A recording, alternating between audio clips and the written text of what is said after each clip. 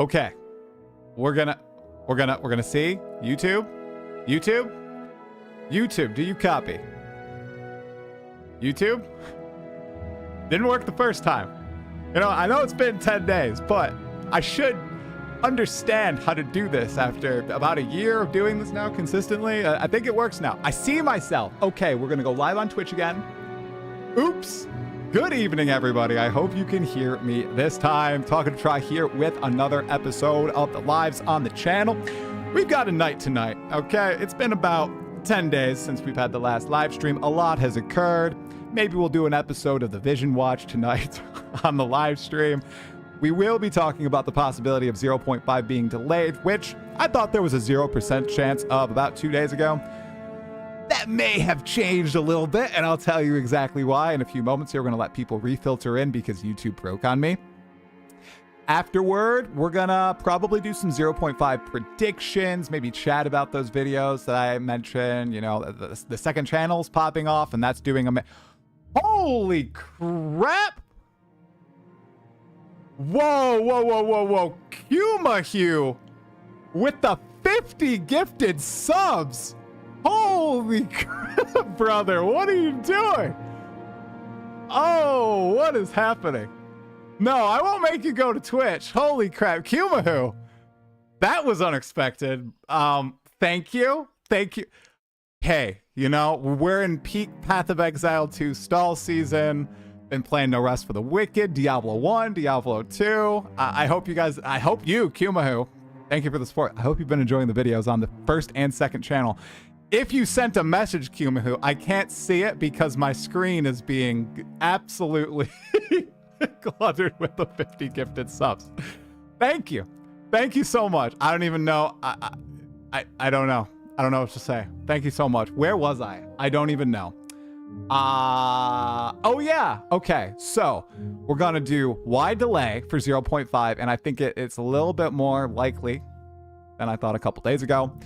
Talking about 0.5 a little bit, maybe talking about some of the videos I've been releasing, like on the second channel. Guys, if you're not subbed to my second channel, tries. I've been posting videos like every day there. I'm kind of just letting loose, and I'm just getting in front of the camera, or I'm playing a game. I know, I actually do play video games, guys, and posting videos there. It's been an absolute blast. We also started the Brothers in Exile, which is my favorite thing I've done with my channel in such a long time. Why didn't I start a podcast with my brother right away?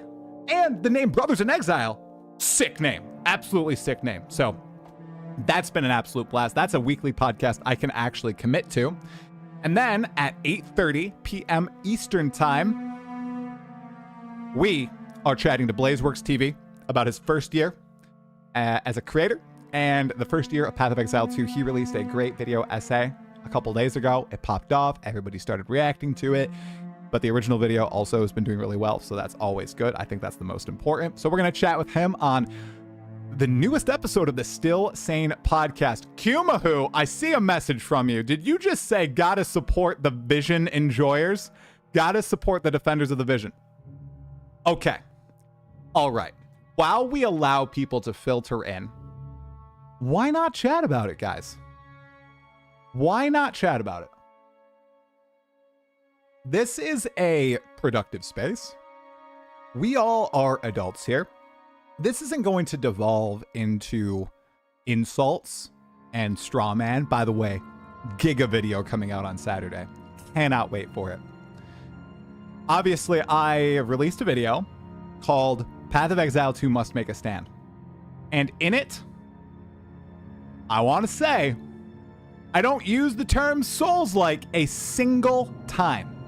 In this video, I essentially say, Path of Exile 2 had the opportunity to be different from the typical isometric ARPGs that exist right now. Path of Exile 1, Diablo 2, Last Epoch, Diablo 4, Torchlight Infinite, and really be something different. That's what the developers pitched. I'm not crazy. They pitched that. Slower, more methodical, like a dungeon crawler. That's essentially what I basically come to a realization in my latest video. I'm looking for like modern day Diablo 1. I've played Diablo 1 all the way through. Great game. I actually think that'd be amazing with the graphics of PoE 2, with the design of PoE 2, with all the characters and skill possibilities. That'd be kind of sick. Anyway, kind of talking about how, you know, I want this engaging experience. That was the vision that people make fun of, and it's received a lot of pushback, especially from veterans in the community who really are searching for the zoo. You know, they love Path of Exile 1, and they're fine if Path of Exile 2 is the same. I kind of argue that it should be different for a multitude of reasons. One of which is, hey, GGG owns both these games. Don't they want distinct games? They attract different types of people. There will be some intersect, but they don't want to cannibalize their own audience, right? Well, that created quite a stir. A lot of people, good faith, you know, pushed back, right? I got to give it to all those people. A lot of you also don't really agree with me. You're kind of indifferent. Great. A lot of you agree with me in some regards. Some of you agree with me 100%. There is a slice, and it is a substantial slice. And this is like it's like a contagion. And I don't know if I think some of it is just ignorance, and some of it is they're like, yeah, I'm going to do this on purpose because I know that people can latch onto this. People call the vision Souls-like. They say, go play Elden Ring. That's what you want. No, that's not what I want. That's not. I have barely played those games. I know that PoE 2 has never been a Souls-like. Ever, ever, ever. And people saying that are being disingenuous, and they are using a straw man argument to try to burn my debate alive.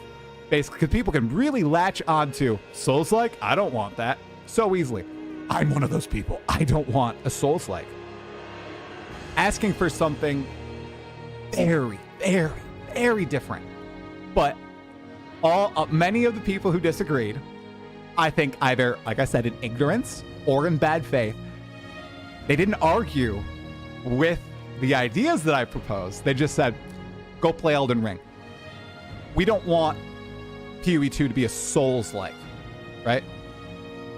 That's what they said instead of engaging honestly in the discussion. Now, there were people who engaged honestly. W to those people. But a lot of people just went onto that. Do I have a video? Oh, it's spicy, guys. I don't know how spicy I should go with the title because we're peak off season. And what do I have to lose? We are already losing the war. I think GGG are giving in, and they are going to make this game more zoomy. And the Zoomers would say it's because that's what people want. I disagree. I think that it didn't get a chance. But this video is called, right now, this is the working title. I've already recorded it. I'm editing together the footage.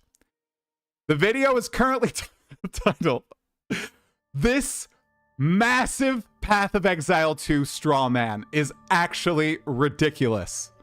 And guys, it's a spicy one.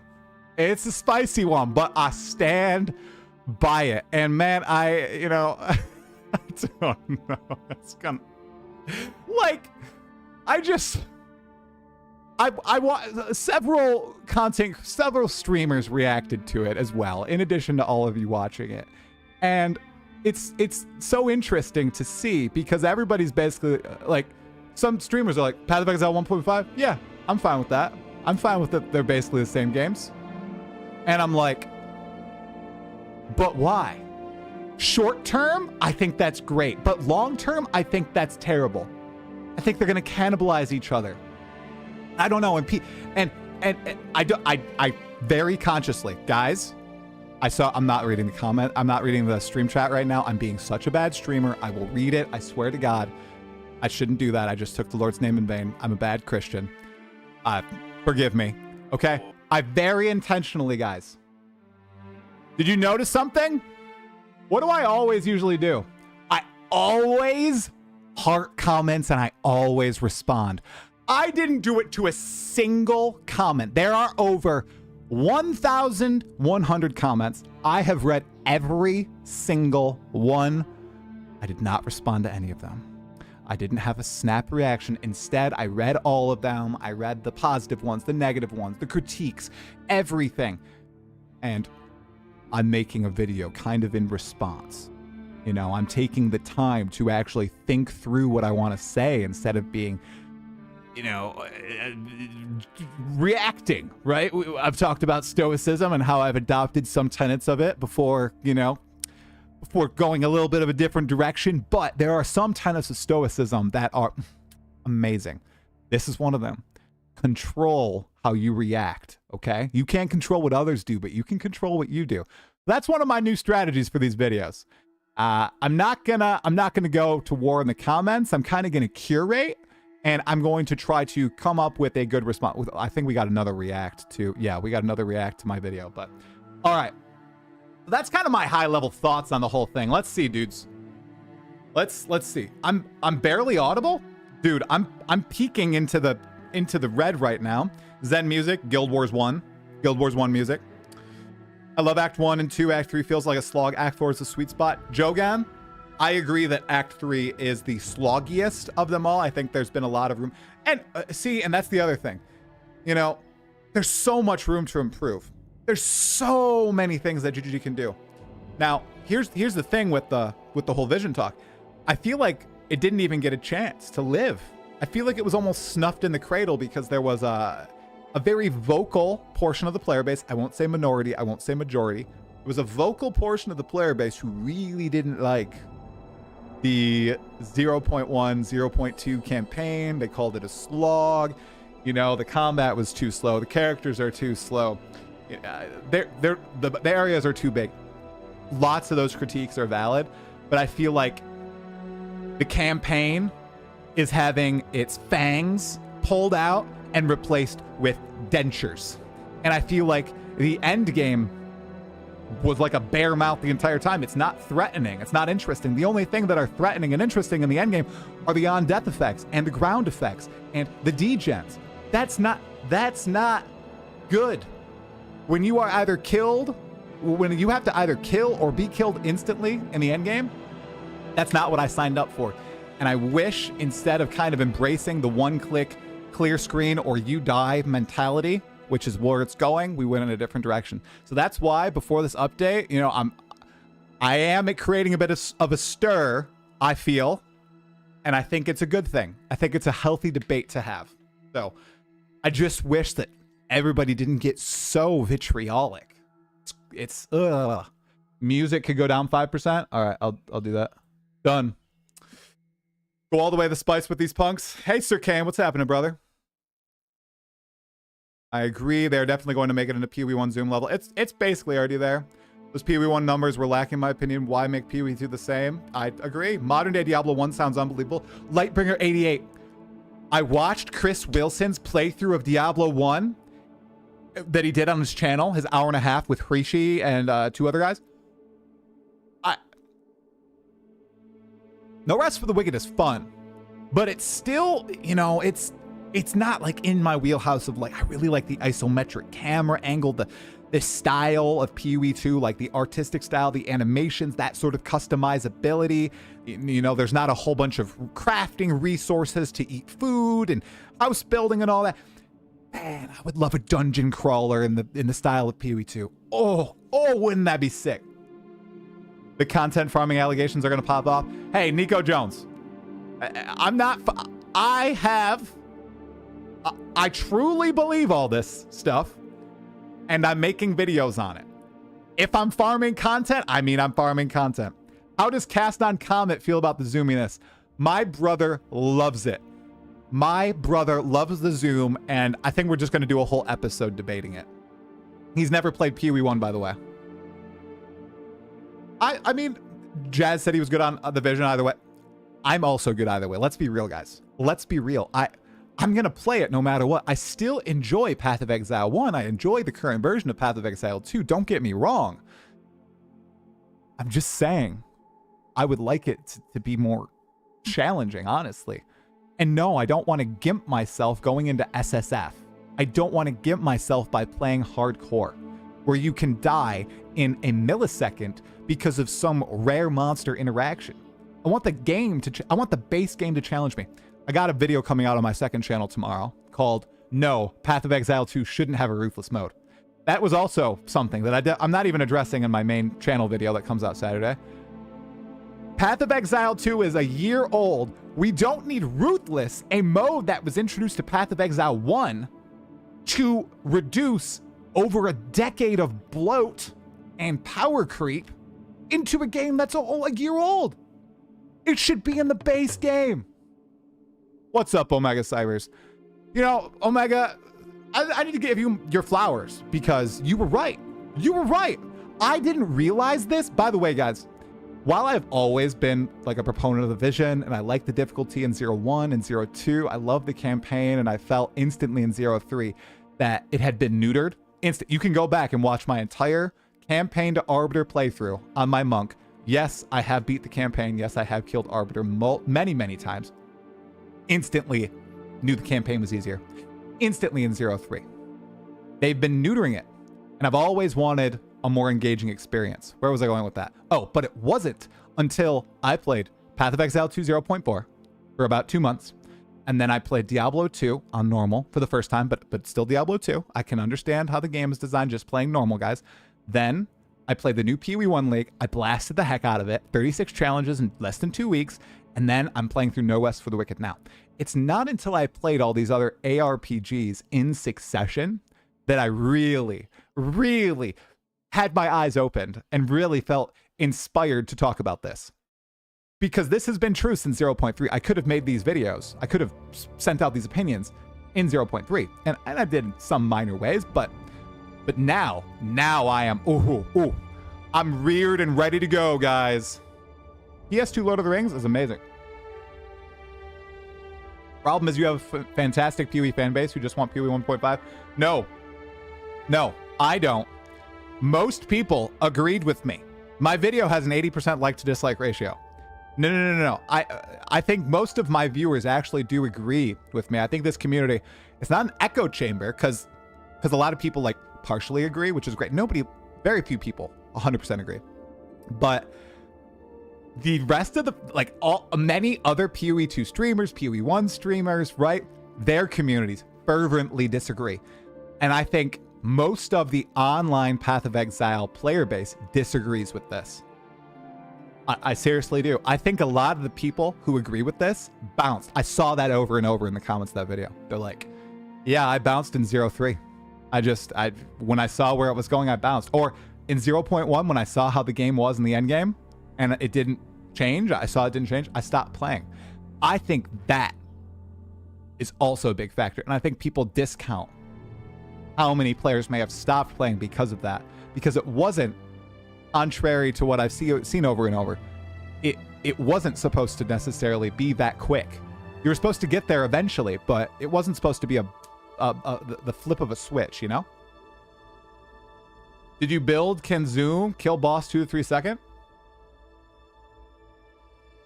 Yeah, but oh my goodness.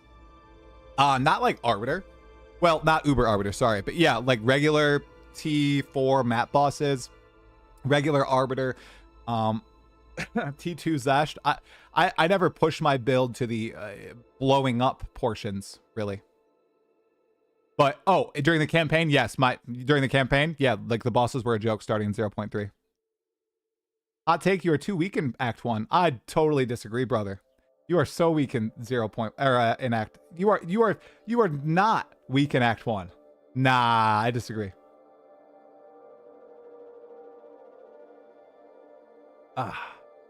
As someone who would be considered slightly more than a PoE 2 casual, I keep hearing Energy Shield needs nerfing, but I've never been able to get more than 5k, so for people who don't know, a nerf would hit. Yeah, it's just because there's a whole bunch of different scaling options in the passive tree. Like the base item, like the base gear can roll so much higher. There's a bunch of, you can roll it on your amulet, increased energy shield. Like there's so many different interactions to stack it up.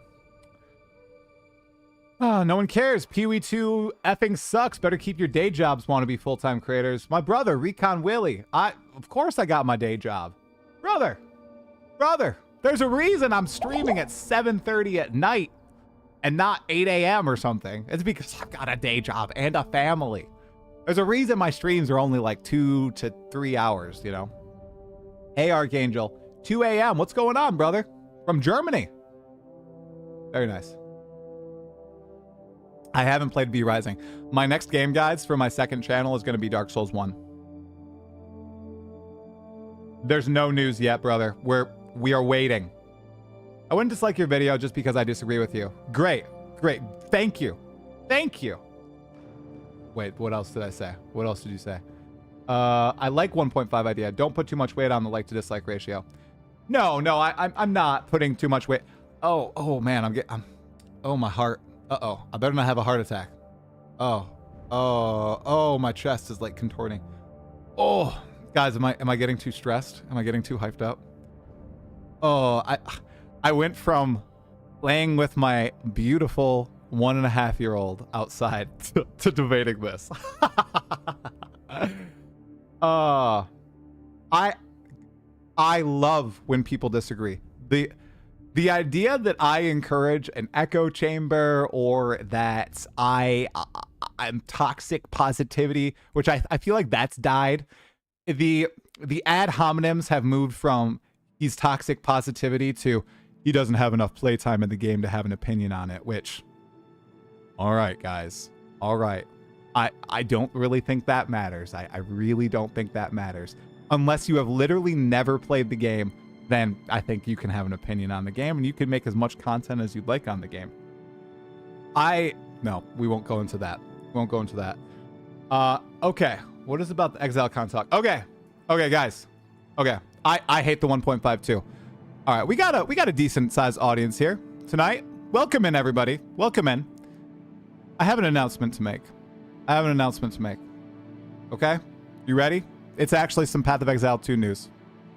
Okay? But we got to keep it a secret, okay? Just between you, me, and everybody else who's here. All right? So, do you remember when everybody got mad that my wife was going to ExileCon and they said that she shouldn't be able to go and it's crazy that Try is going and then his wife is going, but other content creators don't get to go, right? Well, those people are getting their wish because my wife is no longer going to ExileCon. True. The music's too loud? Sorry. So my wife is not going to ExileCon anymore because she is pregnant and the due date is October 24th. So, baby number 3, our third kid. We're going to have 3 kids. 3 kids. 3 kids under 4 years old. Oh boy. Well, 4 and under. So,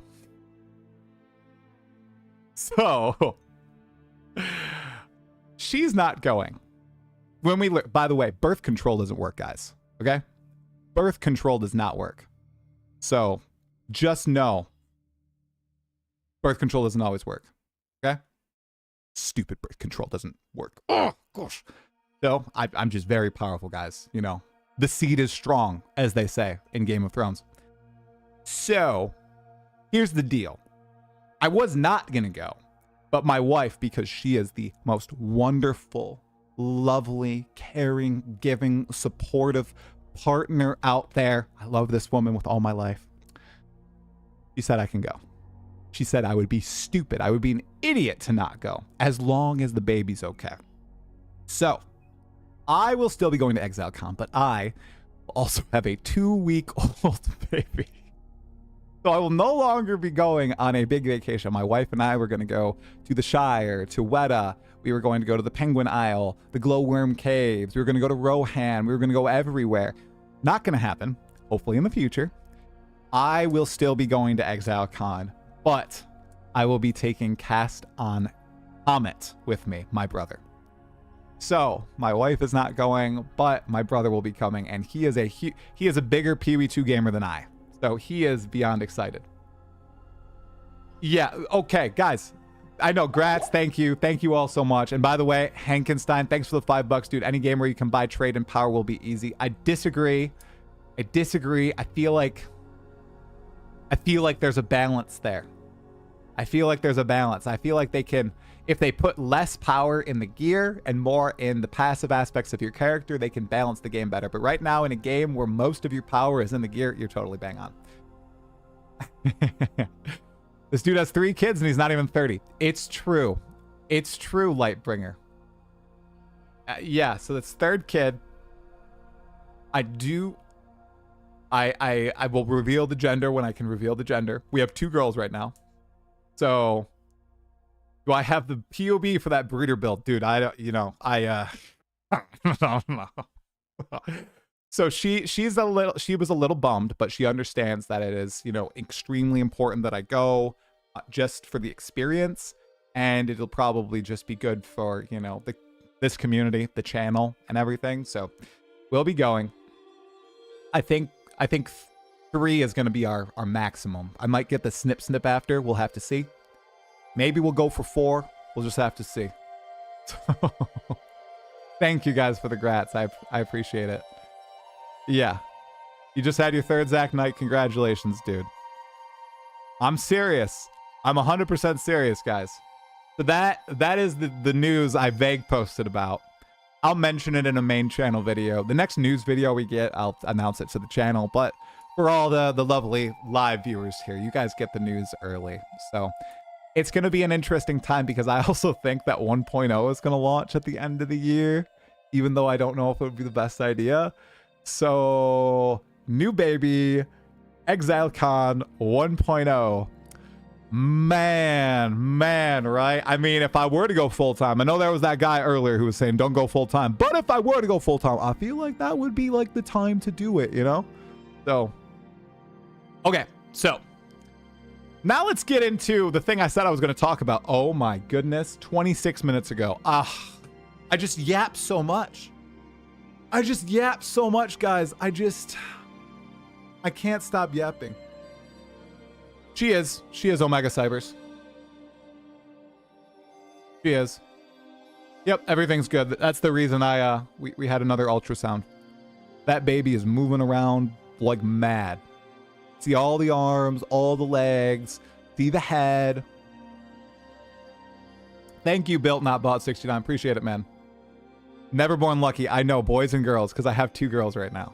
So, do I need a boy and a girl? I don't know. My oldest, Amber, she wants another girl. So, she wants the triple sister. You're going to go full-time. You have to play only solo self-found hardcore because there will be no content without the risk of dying and starting over again. Drink Pancake. I've always said if I go full-time, hardcore solo self-found.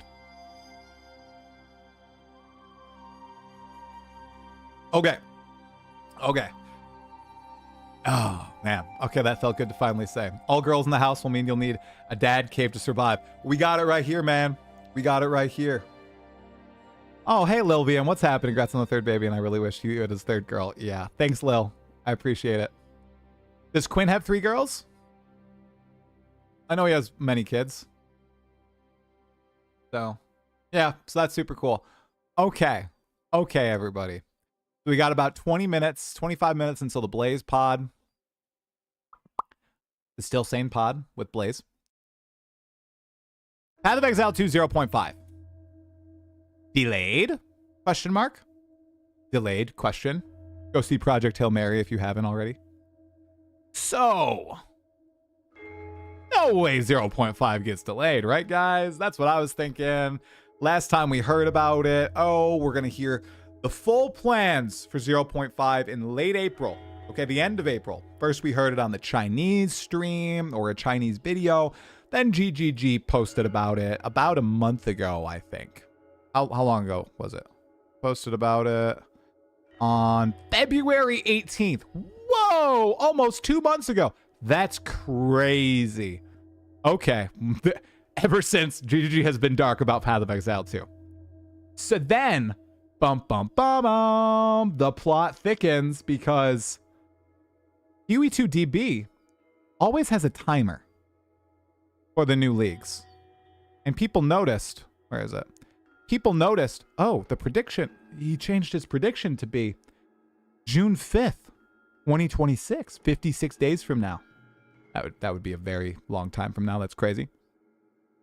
And everybody's like, whoa. Well, how does he know this? What's going on? Well, I have to say, the dude runs PoE2DB. He runs PoEDB. He runs one of the biggest Path of Exile websites. Here's my hunch. They'd never say this. They'd never confirm this. Because on here, he's just speculating. I'm going to read through the speculation in a second. But I almost think, I think he lives in China. I don't know this for sure, but I think he typically sends messages in Chinese. I'm wondering, does he have like Tencent contacts? And does Tencent know that it's going to be delayed? So what? Was there just a video? What are you sending me? Oh, I watched this video. I know it's fun. I know. No, Miso is going through it. I watched this video. Miso went through it just like I'm going to go through it. He got to it way faster than me. I didn't think I should release a video about it. Because Miso is speculating on the speculation. Miso also doesn't know anything. We all are in the dark, including this guy right here. So this guy says this. Remember, smart guy. Version 0.5. Date prediction. The release of version 1.0 on December 12th, this is speculation, New Zealand time is considered a done deal. I basically agree here. If version 0.5 is updated in early May, forcing the launch of a new league 0.6 within 7 months would have a significant impact on the development of version 1.0 and is unnecessary. Without a new league, there would be a prolonged hiatus. It's highly likely that version 0.5 will be delayed by 2 months, meaning it will start in late May or early June, lasting 6 months, and 1.0 will be released as scheduled on December 12th, New Zealand time. Okay? Okay? Here's another thing that people aren't, I just see it in the chat. You guys are hilarious. I'm not dooming. I'm not dooming. This is not doom. I'm just, okay. This isn't doom. One, if they really feel like they need the time, you know, we got to trust the devs. Like if they need to delay, it will suck. Of course, I make PoE 2 videos. It would definitely suck. But if they literally feel like they need to break the lock dates, not content thing, something must be like, they know better. They're the devs. When it comes to content timelines, I know nothing compared to the devs. There must be a reason behind it. We're just speculating. We're having fun here. We're stalling, okay? Something else comes out in late April, okay? April 28th. Diablo 4's next expansion. Now, I know people meme on D4, but I gotta say, guys, my dad has been playing Diablo 4. He's been really liking Diablo 4. Remember, he's a blaster in Path of Exile 2. He's got, you know, almost probably more than 1,000 hours at this point. He's got like 9 or 10 level 95 plus characters in this game. He's liking D4. This patch, a lot of people are like, oh, wow, this is D4. This is D4 back, okay? D4's last chance. That comes out April 28th. Does GGG really want to release their big 0.5 patch, which has already had basically an extra month of waiting, right next to it? Literally what, May 1st or May 8th? Like, I'm not dooming. And I'm just thinking this through. I'm legitimately thinking this through because this probably goes through GGG's head. This isn't an early access game. I know it's an early access, but this game is fully monetized. They will have new supporter packs. They will have a new mystery box, okay? They're going to have a free-to-play weekend. They had, let's be real, I think 0.4 was the best patch by the end of the game. I had the most fun in it. You know, I played it for the longest. You know, if we're ignoring the whole vision talk, the game's in a decent state, but the beginning was rocky. It was very rocky. I think it soured a good chunk of the community. So I think they really want to do 0.5 right. What do you guys think? What do you guys think? Anybody? They'll drop the day after the D4X pack to take all the players. I mean, it could be possible. You could be totally right. We could be seeing a May 1st release date. And here's the other thing. I don't know. Maybe it's just because it's been so long. GGG has been pretty quiet. You know, I know that they've been messing with how they communicate, like expansion talk and everything. And they don't owe it to us. But, you know, usually they're kind of communicative. They released this statement in February, right? That they'll be announcing plans, the full plans for 0.5 at the end of April. That is vague, guys. That is vague. It's not, for the end of April, we will reveal our full 0.5 update. Like, we'll do our live stream reveal, right? It says, we will be announcing our full plans. I'm not dooming, but that is kind of, And if anything, guys, maybe everybody talking about it, GGG will be like, oh, well, let's just put out a one sentence of, yeah, 0.5 will be revealed end of April and it'll launch in early May. Boom. You know, maybe that's what it would spawn. Because let's be real, some of us will be taking PTO. Some of us need to put in PTO, you know, several weeks in advance. Some of us, you know, some of us have full teams that they lead and lots of responsibilities at work, and they need several weeks to put in PTO. GGG. I'm talking about me. So, but let them cook. 0.4 was one step forward, two steps back. I mean, we had a big vision talk at the start, built not bought.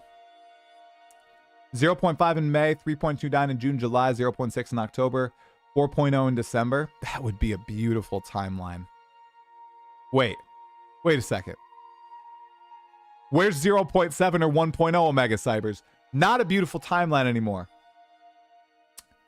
Want better PTO? Unionize, sir. I work at a 60-person company, so that's not going to happen. They're giving chances to Lord of Hatred. I'll probably play Lord of Hatred. The game's vision is so warped, I don't see it becoming the next-gen ARPG it was going to be. Yeah, it's very unlikely. It's very unlikely. Am I excited for Templar in 0.5? You want it? I released a short saying as much. You might not like it. Hey, Ashkara Yusa. Whoa. Ashkara Yuska. Thanks for the prime, brother. I released what I actually think is going to happen. I'm on the train now. Maybe no class, no weapon, but they close out the Ascendancy classes in 0.5, and they do another huge balance pass on all the existing stuff and add new skills to old weapons and revamp old skills on old weapons. So, will I try it? The D4 expansion? Yeah, I already bought the D4 expansion. Yeah. What is this work you speak of? I'm on disability, can play with my hands, don't have arthritis. Well, I have quite a bit of work, trust me. PoE 1 is a great game, but without WASD, it's just not as good. It sounds like GGG want to add WASD to it, which, you know, that's another, if PoE 1 and PoE 2, they get WASD. PoE 1 gets the updated animation set, it gets the updated graphics. I don't know. I feel like I feel like, I don't know, a good chunk of people just don't see that perspective, and it is confusing to me, you know? I will say I'm really glad that we have such a loud, passionate community, but it is shocking how many people are pissy. So many people are pissy. I just wish, like, around games, there's so much crap going on in the world, and you know, we all, most of us work and we have families and drama, right? When it comes to the game, like, I just wish people would just talk about what they're like excited about and like just be, I don't know, more chill about the negatives. By the way, my last video basically is torching grinding gear games. Let's be real. But you can torch people respectfully and calmly and not, you know, by flinging insults. So, just wish the world would be more like that. I think that's why I've also, you know, become a little bit more religious, because I feel like I can be such a better person and I can help others be better too. Thanks, Jax Yaps. We had a wonderful Easter weekend. Wonderful Easter weekend. It's beautiful. I hope you did as well, Jax. Jonathan already said that WSD and PoE 1 will take years. Right.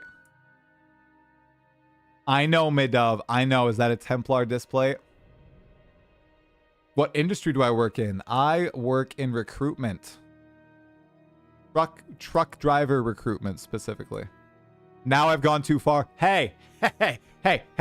No, that's just my personal beliefs. I'm not trying to impress this on anyone, okay?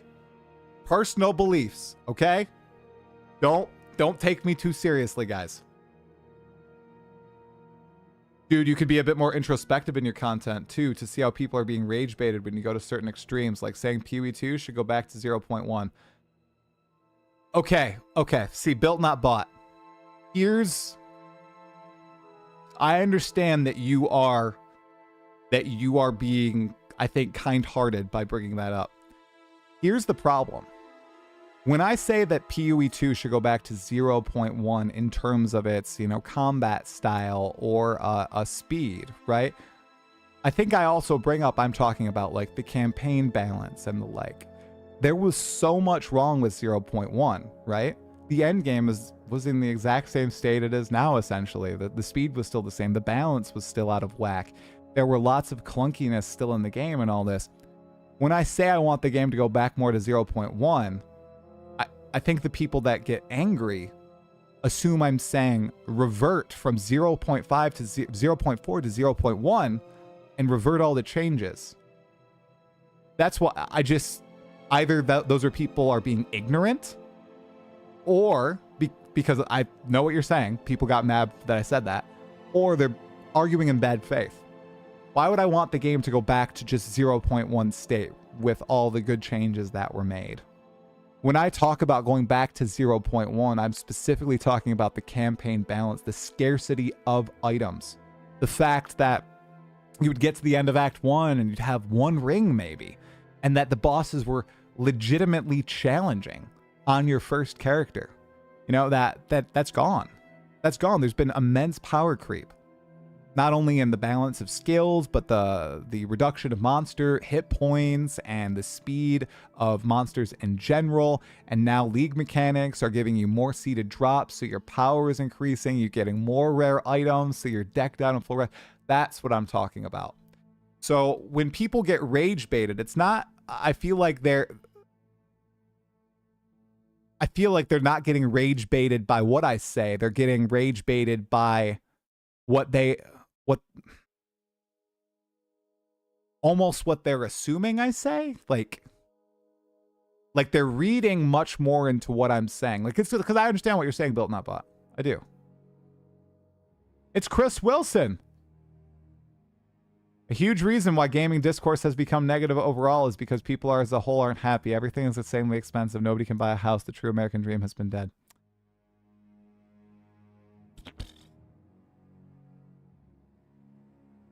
Rip. Do you want us to be crafting on our gear and campaign? Yes. And be given the opportunity to improve enough to kill bosses easily, or should we be going into Act 2 with half blue items? Yep. Built not bought? Yes. Yes, I do kind of believe that. We should be crafting on our gear in the campaign. Yes, 100%. And be given the opportunity to improve enough to kill bosses easily. I don't think we should be killing bosses easily on our first character unless we are insanely lucky or we're playing the most meta build. But in an ideal world, no, it would be a challenge. You'd be engaging with the boss mechanics. You'd actually be dodge rolling, not face tanking stuff. You wouldn't be bursting them down in a span of a couple seconds. Totally agree. Yeah, so that is what I believe. And by crafting, built not bought, I presume you mean like, slamming items. What did you say, built not bought? I'm a fan of yours though, and that's how I interpret it, because how else do you bring back the campaign feel of 0.1 without the quality of life updates we have gotten? Well, we have sprint, but I also think that's a little busted as well. There's been tons of bug fixes, lots of skills feel better now. The area sizes have been reduced. White monsters aren't nearly as tanky as they were before.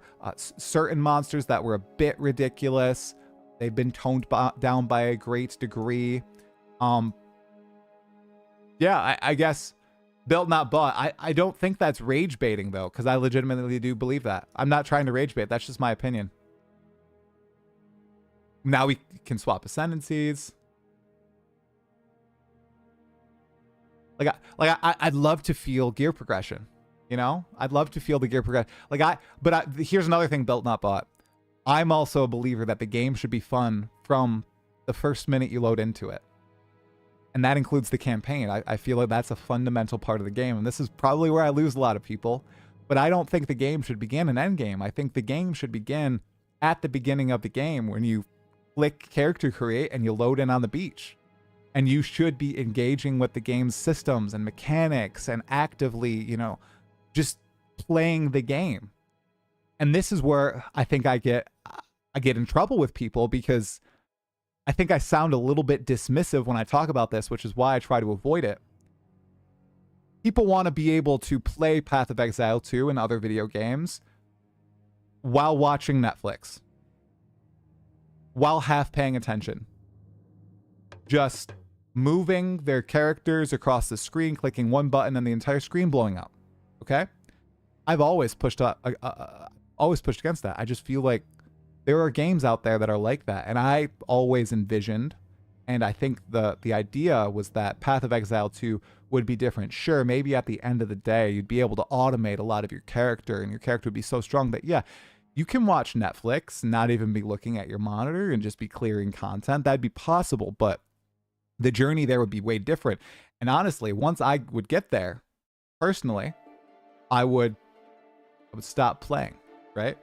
But that requires a fundamental like redesign of the game's mechanics. Like, a lot of people brought up great points that, dude, the game you're asking for, you'd need to completely redesign PoE 2. And I think that they have a point. I think they have a point. So, like, I guess that's just a fundamental disconnect, because like in like Path of Exile 1 veterans, right? They don't see the campaign as a part of the game really, unless like you're a speedrunner, right? And then the campaign is something that you're like optimizing, right? That's the part of the game it is. But I remember just when I first started playing, everybody's like, the campaign is the tutorial. The real game doesn't begin until endgame. The campaign is the tutorial. And I think what they were setting out, what they always said with like Path of Exile 2, is that they were setting out for the campaign to not be the tutorial and to people not see it as that. But a vocal part of the community is kind of pushing them in that direction. And I think that was kind of revealing Built Not Bought. Like, we should be trivializing the game already in the campaign. I feel like you shouldn't be trivializing the game in the campaign. You should be trivializing the game at the end of your character's progression. And I think that's the big disconnect, because some people see the combat I'm talking about, where you're not trivializing everything, as a slog, whereas I kind of view it as, oh, that would be really fun and a very different experience. They view, and I view the one button screen clear as like, all right, this is kind of where I stop the interest in the game, right? But they view that as the fun part. That was a tirade.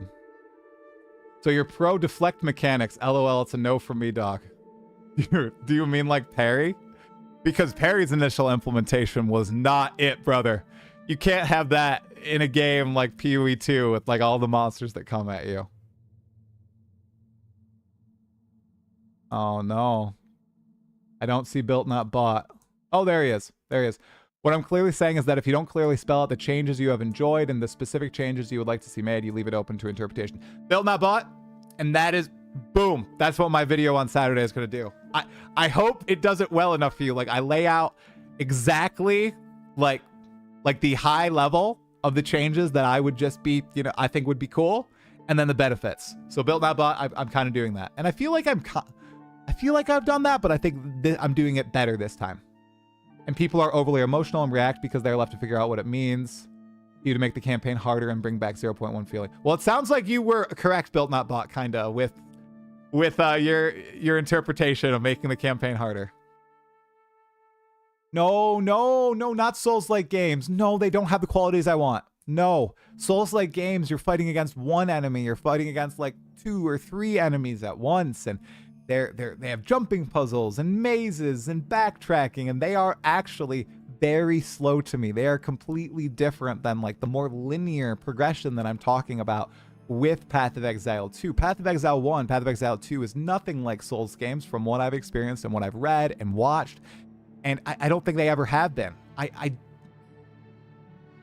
Maybe I am so wrong, but that is not what I envision. I more so envision Diablo 1, modernized graphics, modernized systems, something like that, like a dungeon crawler where you care about what the monsters are doing, you're strategic as you maneuver through the terrain, you're steadily getting upgrades as you're delving. You know, in Diablo 1, it was deeper into the dungeon. In PoE 2, deeper into the Atlas. I think that would be so cool. I think that's a better comparison. No, Suna, not the endless riverbank. What? Oh, no. No. No. Guys. Deeper into the temple. Suna, endless temple event. Make it happen, brother. Endless temple? Dude, Jera, that's actually a good idea. What? Riverbank is meaningful combat. Okay, I know. Kuma, that's the other thing. People rightly got mad at me in the first video I released after PoE2 early access. The massive Path of Exile 2 hate is ridiculous. Wherein I'm pretty sure that I said, you know, on like a couple hours of sleep, you know, I hadn't played the end game yet. This is like my biggest mistake I've ever made making content, or one of them. I hadn't played the end game. I was still in the campaign, right?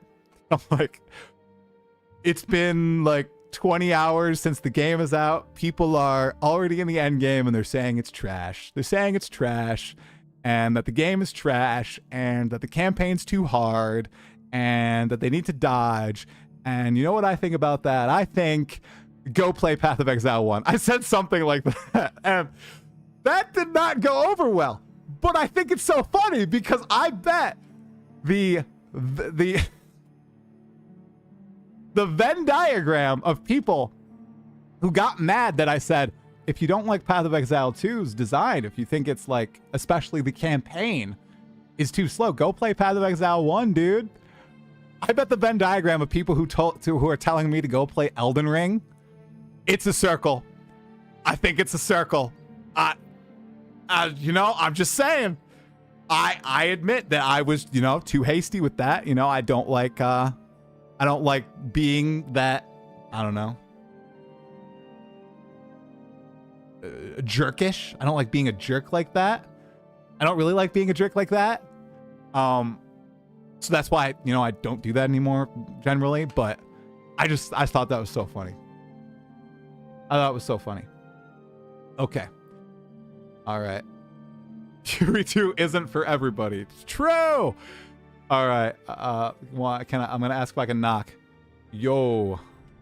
Can I knock? That kind of comment is inherently antagonistic. No, totally. I was very antagonistic. Dude, no, I got a lot of crap for it. I still see people bring that up in game, on Reddit, on other people's YouTube videos. People still leave the comment on my YouTube videos. I know. People will remember that. It'll be like, you know, remembered forever. So, okay, let's see. All right, I can knock on him. I'm gonna knock on the dude. See, do I remember how to knock? Also, better get my headset on. Here we go. We're getting BlazeWorks television on the podcast. Where? There it is. Which? All right, let's knock. Where is he?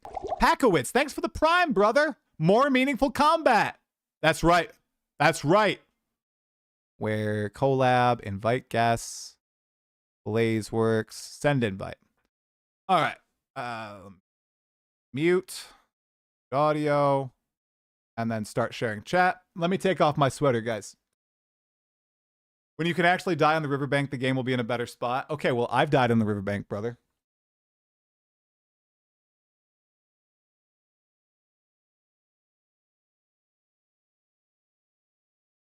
By the way, guys, take a look. Look at my newest novel that I'm reading. Any fans of Dungeon Crawler Carl here? Matt Dinneman. I heard a lot of good things about this book. I am currently finishing up Project Hail Mary, the book. Yeah, I'm one of those guys who went and saw the movie and thought it was good, so I got the book. I also picked up this book because Amazon recommended it to me, and my father-in-law said it was really good. So, any fans of Dungeon Crawler Carl, let me know in the chat. Let me know. Ugh. Of Project Hail Mary, there's a movie. As a streamer, content creator, dying on the riverbank is probably the most controversial thing you can do. I was not paying attention, Tuna. The clip is... Man, I mean, everybody, it was on Exiled again. Ah, disaster. You're kidding me. What a cool name. Thanks for the sub, brother.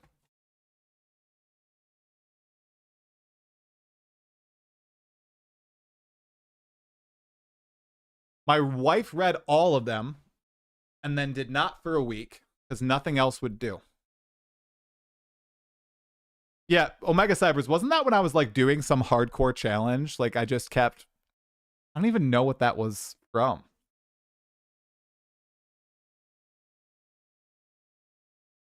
Okay. My buddy said I should pick it up, but I don't know. I'm a bit more of a Joe what? Joe Abercrombie and Sanderson. Okay. I feel like I should start reading Brandon Sanderson. I feel like I would be a fan of him. You know what I mean? Riverbank deaths because monsters are actually dangerous. Yeah. Well, you don't even have to like engage with monsters on the riverbank either. You can just sprint around them, pow, pow, pow. You can literally just ignore all them and go straight to the miller. I think sprint is too strong. Okay, let's do it. I haven't done one of these in such a long time. Whoa. Hey-oh. Look at this. Oh, Angormus. Nope. Nope. I knocked. I knocked. He's not answering my knock, guys. Do you think he's not interested in me anymore? What do you guys think? Mistborn is amazing. So should I start with the Mistborn series or should I start with like his first books?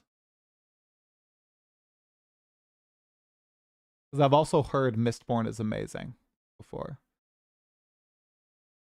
I feel like reading, you know, I need to read more so I have even less time to play Path of Exile. He's busy with Gauntlet. But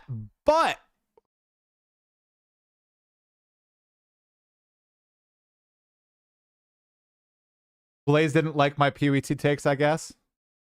Oh yeah, so now he's not gonna. So now he's not gonna talk with me. Oh no! If people don't like my takes, they're not gonna talk with me. That's not good. Because I think I don't have so much. Oh, he just killed the Weaver. Very nice. All right.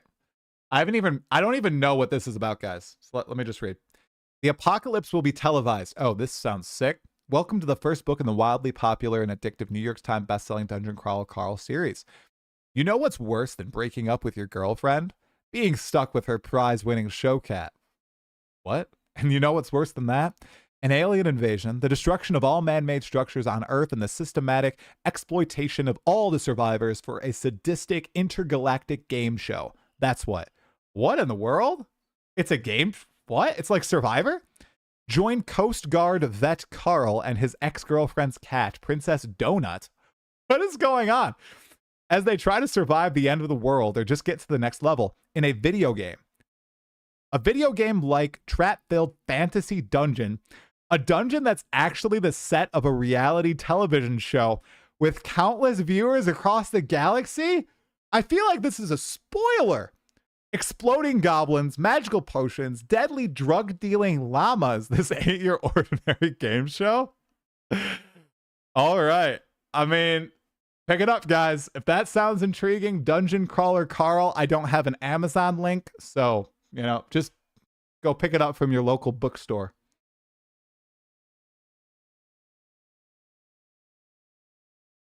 Oh, Blaze is getting a drink. He's getting drunk, guys. They're in production currently of Mistborn, which makes me nervous and excited at the same time. Oh, no. Oh, no, dude. I wish you well. Is it Amazon doing the Mistborn show? Because Amazon, I'm not a Rings of Power fan. Rings of Power. Uh-oh. Uh-oh, right before Blaze hops on, we've got one, guys. Maybe he's not trying to rage bait. Maybe this is legitimate. Try. That's funny. 1712. How do so many people take this man's consideration into play? Dude barely plays the game. And when he does, he heavily struggles as he doesn't understand the mechs of every aspect of the game. Brother. Brother, I have plenty of playtime, but I do a lot of other things in my life besides play the game. Okay? I do lots of other stuff. I think that 40-hour... Oh, call... Okay, he's coming. Finally, he's coming. There he is. Here he comes. He's coming. What? Oh, he's coming. There he is. He's here. Hey guys, coming here. What's up? Where are you? Where are you on my screen? There you are. Here. What's up, brother? How you doing, dude? I'm doing great, man. How are you? I am fantastic. It is like 75 degrees here, man. So my daughter and I were like playing outside. It's a good day. Good day. I love that. Do you want a collaboration stream? Oh, I did that. I had the invite. Oh, I don't think I got it. Do you want to just I'll do it again. Discord message me it? Yeah. Sometimes Oh, is there a it's Discord funky. message? Oh, there is. You can, yeah, you can just do like stream together, then share like the I don't link, even know. I and see then I it. can just click. I see it right there. Here you go. Thank you for teaching me that because I did not know about that, dude. It's all good. All right. That is not the right thing. Let's reset that. It's been a bit. Angormus was the last one on this pod, so. Damn, bro. That is it not has right. been a minute. It is. Okay, that is not right.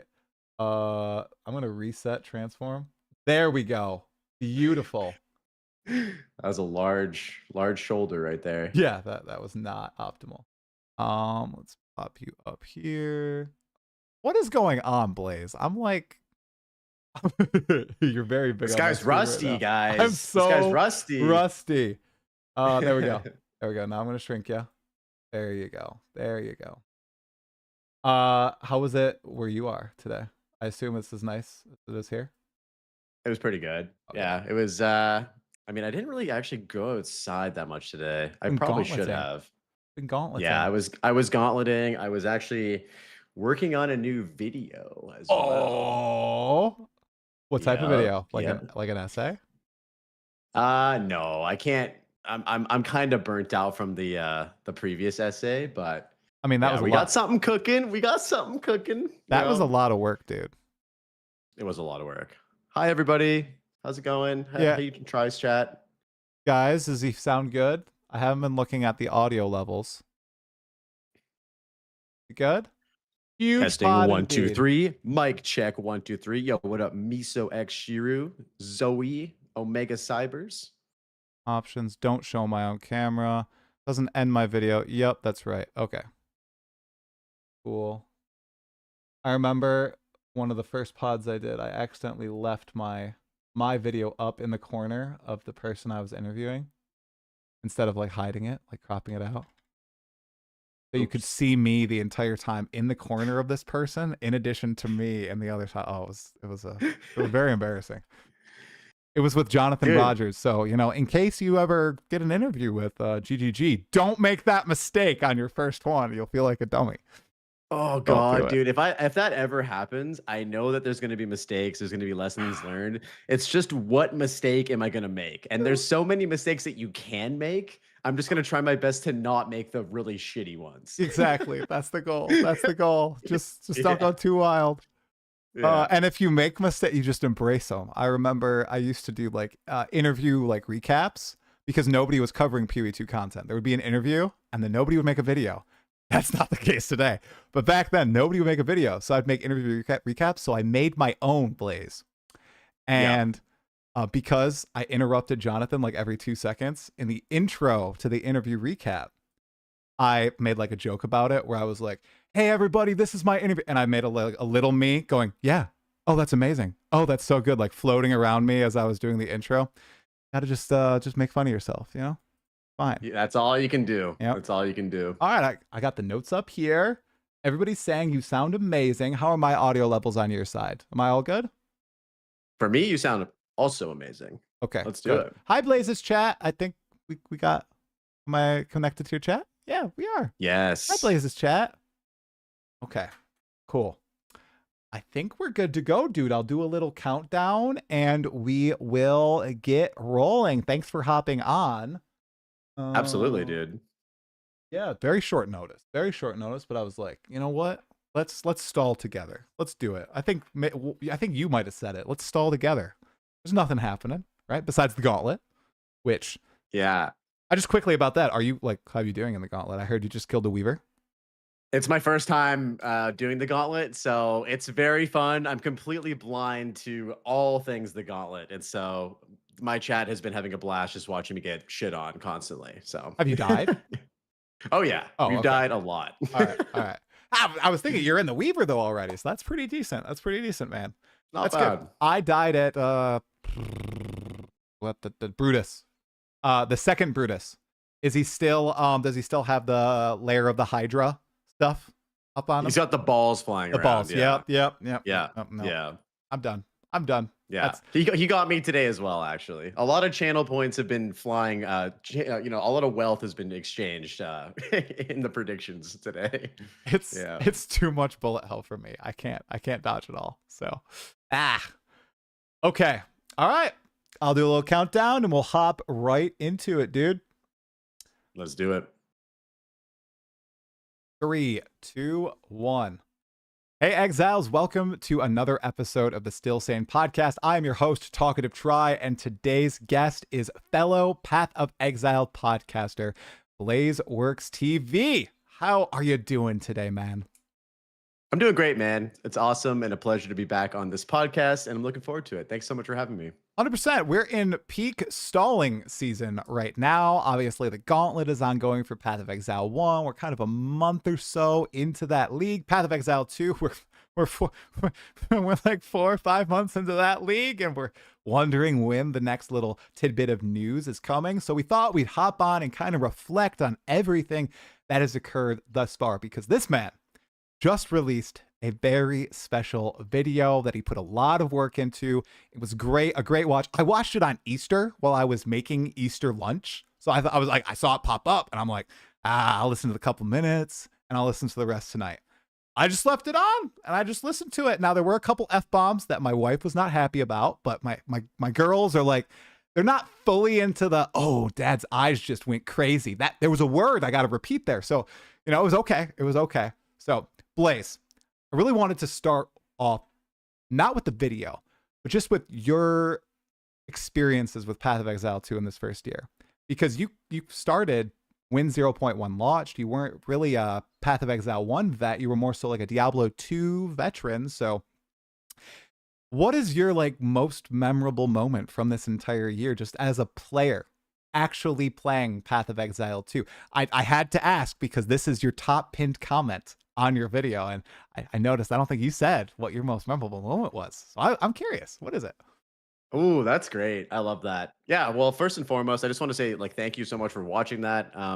As a fellow content creator, you probably know this feeling very well where you put a lot of work into something and you kind of just throw it out into the ether as every creator does. And you don't know if the algorithm is going to receive it well, if people are going to like it. And from my very little experience with making content, it kind of feels like it can go either way. And I don't know how to gauge what's going to happen. And so, this video that I just did was like over a month of work. And then you just put it out there and you're like, okay, it's there, it's live. And so I'm super happy and thankful that everyone's been enjoying it. Okay, so most memorable moments. It's hard for me to actually say one answer. So I actually wrote down one for each patch. We'll go through them really quickly. I don't want to make this answer like an insanely long answer. Oh, go for it, bro. So the first memorable moment was just getting into the game, experiencing the game. This was very anticipated for me because I was following Path of Exile 2 very closely prior to it releasing. Never really got into PoE 1, but there was something about the look and the feel of what they were showing to everybody that really had me excited, and it didn't disappoint when I got in. I love the visuals, the music, the sound effects, the animations, everything, the challenge of it all. It was just a really special game. And I think the most memorable part of 0.1 for me was getting to fall in love with hardcore solo self-found, which we might talk about later. But that's when I started playing HCSSF, and so that was the real caveat to me becoming truly addicted to PoE2. Wait. So you started playing hardcore solo self-found in PoE2? You weren't like a Diablo 2 hardcore gamer? Yep. Yeah. What is I didn't know that. That's interesting. Were you like a Iron Man player in RuneScape? Or no? No, not really. I've always liked hardcore like games, I guess. Like, you know, I played a lot of like Tarkov and Rust and stuff like that. So games with a little bit more at stake. But in terms of playing ARPGs, this is the first game that I've really gotten to be like a hardcore guy. Like Diablo 2 and hardcore, I'd say is even harder than PoE2 or PoE1 for in some cases, I guess. Okay. But yeah. Okay. That's curious. I didn't even know that. Okay. Yeah, that's awesome. Cool. Yeah. Okay, so 0.2, this was obviously a wild ride. And honestly, I feel like my favorite part of 0.2 was just being a part of this crazy roller coaster of a journey. I have a hot take. I actually liked 0.2 for what it was. Like, I played Lightning Spear and I enjoyed just destroying everything. I also really liked the changes that they made to the game, and I liked the additions they made to the game too. I know a lot of people had different experiences. I got lucky. I picked a good class. I picked Smith of Katava. I know it was kind of a meme because you couldn't actually ascend to Smith of Katava. I don't know if you guys remember that, but for the first like weekend, you couldn't even ascend to it, which was hilarious. But once you could, it was actually really, really good. And yeah, so on the whole, I think 0.2 for me was a lot of fun, and it actually made the game a lot better for SSF players. A lot of the loot changes they did were really, really good for us. And so yeah, I think. On the whole, 0.2 was actually really fun for me. I agree. I just wanted to, you know, kind of agree with you on your hot take. I also enjoyed 0.2 for what it's worth, especially the campaign. I was blind to the inferno that was ongoing until like the next morning, because I was playing through the campaign. I was liking it. I was trying all the different combos with Spear. I was trying to make freaking Fangs of Frost work. That was terrible. But it was a true, I'm going to use the word, like, engaging experience. I feel like Geonor, I think that fight was like a 5-minute fight for me. Jamonra was a meme. I'm not going to lie. Jamonra was a 17-minute fight. It was ridiculous. Yeah, and that was back when you wanted to roll the recharge rate on your flask. So I like rolled recharge rate on my flask to try to get through. That was a bit too much, but it was still like so memorable getting through that and just finally beating it after like a 17-minute battle. And then in Act 3, I swapped to Lightning Spear. I didn't even know that it was busted, and was like, wow, this is so strong. This is crazy. And just, you know, kind of zoom through the rest of the game. But 0.2 was pretty fun. And the only change that I really thought that didn't land for me, or addition that didn't land in 0.2, were the wisps. I feel like there were a bunch of bugs. You know, I'm not talking about the bugs right now, but the one addition is like the wisps, and I still feel like they almost feel out of place in the game, and I'm curious if they're gonna do a proper league with them. You know, like Wisps 2.0. I think that'd be interesting. So they definitely need a refresher. I don't love engaging with them at all, and it sucks because that's how you get Rite of Passage, which is like obviously one of the best items in the game right now. And so that is like the only incentive to ever really not mess around with Wisps. But it's funny that you mentioned Fangs of Frost. So I just did a literally a swingy roulette wheel. I asked him, like, you know, a couple days ago, hey man, can you send me your roulette wheel? Because I'm at that point now where I'm like, I'm trying to just do whatever, random build, HCSSF. And so I landed on Fangs of Frost, which I'd never used before. And then for the Ascendancy, I got Oracle. And I've actually been messing around with Parry. I don't know if you've ever, like, you must have used Parry in your first time with it. Yep. It's actually pretty fun. I feel weird. Like, I memed on Parry so hard when it came out, and I never actually played it. And now that I'm playing it, I'm like, okay, this is actually like kind of enjoyable. To be fair, it was bad on release, dude. They made a lot of changes to it to make it better. It was so funky on release, especially because there was like some mechanic where you would get the parry, you would do the instant parry if a ranged monster hit you, but you wouldn't hit the ranged monster. Oh my god. Oh, I'm having flashbacks. That was That was a time, but I was still having fun. That's the thing. So yeah, 0.2 is interesting, bro. I'm glad that I waited like 2 patches to try parry then, because it sounds like they made it a lot better. Yeah. It's a blast. I feel like I could probably take this build to Arbiter if I get some good gear. Let's go. Okay. Yeah. Okay, so 0.3. 0.3 was my favorite patch. I think that they just did so like, even looking back on it right now, they did so much in 0.3 to make the game better, especially coming off of 0.2's drama. And so yeah, dude, like, you know, think about it. Like, we got sprinting, interludes, abyss crafting, asynchronous trade, like the list goes on, right? I think for me, like, it's hard for me to think of a patch that even comes close to that. I do think, though, however, that 0.5 is going to be absolutely massive, and it might even surpass the level of 0.3. Oh, man. Okay. 0.3, totally agree. Like, the interludes, I feel like, and Act 4, I think that was one of the biggest, best changes for the game, because after that, like, the whole campaign, even though I still feel like Act 4 and the interludes are a little bit of a victory lap, just the difference in scenery and the new bosses and the revamped bosses felt so much better to go through than freaking Cruel. Oh my, ugh.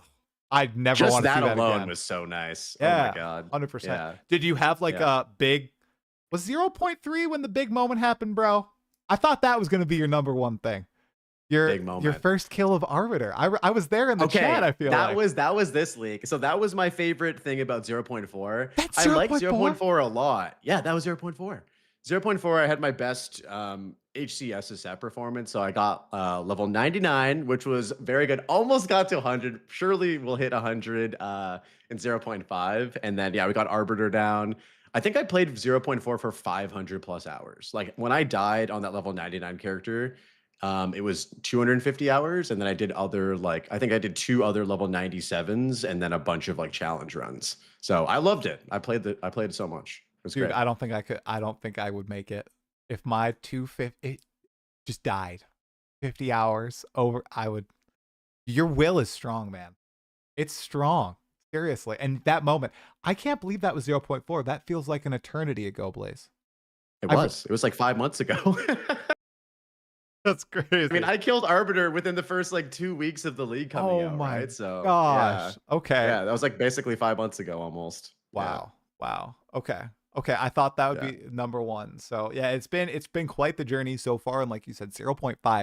We'll probably circle back to that on predictions a little later. But yeah, it's back to the whole druid talk, dude. I don't want to get myself too excited. I'm like, we know that's going to be an end game, a league, and then everything else I feel like is up in the air. Like, could be classes, could be no classes, could be, the new ascendancies. It literally could just be the end game and the league, like, and then balance. I don't know what to think. So you're a little bit more positive that GGG is cooking up something massive then. 100%. I think that there's 2 reasons to be absolutely optimistic. The first reason is because of how successful Mirage League is. I think using that as sort of a case study for where they're at internally with their development right now. I mean, they've come out and said they've had 2, separate teams on the interviews that they've done. And I think that is a very strong case for why, they've actually over the last year kind of figured out finally how to kind of split their resources, manage both games. It was definitely like growing pains. We all experienced that, right? The 11th month Settlers League. But that's the first thing. The second thing is that, endgame changes were supposed to come in 0.4, as everybody knows, and that was pushed. So they really have had like almost 8 months to do endgame. Like, that's a significant chunk of time. Like you have to expect a lot, and we all do, I think. But I think all signs point to it being really, really massive. Yeah, I think the expectations from the player base are pretty high, especially for the end game. And it's I was going to say it's a crime of their own making. Like Mark especially. He's like, "Guys, the Atlas tree, I opened it. It was garbage." Right? That's gone. So like I am expecting some of the end game stuff to just be I don't think it's going to be a port of Pee-wee 1 to Pee-wee 2. I think they are probably going to iterate on the Infinite Atlas in some way, and they're really putting, their best foot forward with it. They're really going to try to give something to the players that addresses a lot of the community concerns while also staying true to what they're trying to do with the end game. Or at least that's my hope, bro. I hope it's not just the PB1 Atlas. As much as I liked it this league, I do hope the end games remain distinct. My big out of left field thing is like, what if there's like a 3D Atlas tree? You can like move the Atlas tree in some way, like something crazy like that, you know? People have been memeing about that for a long time. Maybe they'll do it. Yeah. My out of left field thing, and I don't know if this is actually too much out of left field. I've actually been discussing this quite a bit with my community. Is Act 5? There is like a strong argument for both things. Like, they want to get the campaign done for 1.0, and 1.0 potentially is releasing this year. I personally don't think that Act 5 is coming in 0.5, but I would be very pleasantly surprised. And the reason why I think it could is because the content that Act 5 would allow to be incorporated into the end game, a bunch of new maps, new bosses, and all that stuff, could potentially be a part of this like end game rework, right? Or a part of this end game content that we get. So, No, what do you think? I don't like this. I don't do see. I thrive on hype, okay? And you're filling me with hope. I'm a very hopeful person most of the time. I'm very optimistic if you haven't surmised that from me in the past year of knowing me. But like that would be so sick. Because they could Act 6 is supposed to be about the size of an interlude. So like they could literally just drop in Act 5 and say, and then to close it out, you do one of these interludes, right? They could do it. And then save Act 6 for the big 1.0 release, whenever that is, whether late this year or early next year. Oh, that'd be so cool. That'd be so cool. Because we know Act 5 is also going to be boss heavy. Like the art book. Do you have the art book? No, I sadly do not. I want it so bad. Okay. I'm slowly chipping away at that supporter pack every month or something. But yeah, it has a bunch of sick looking bosses in it.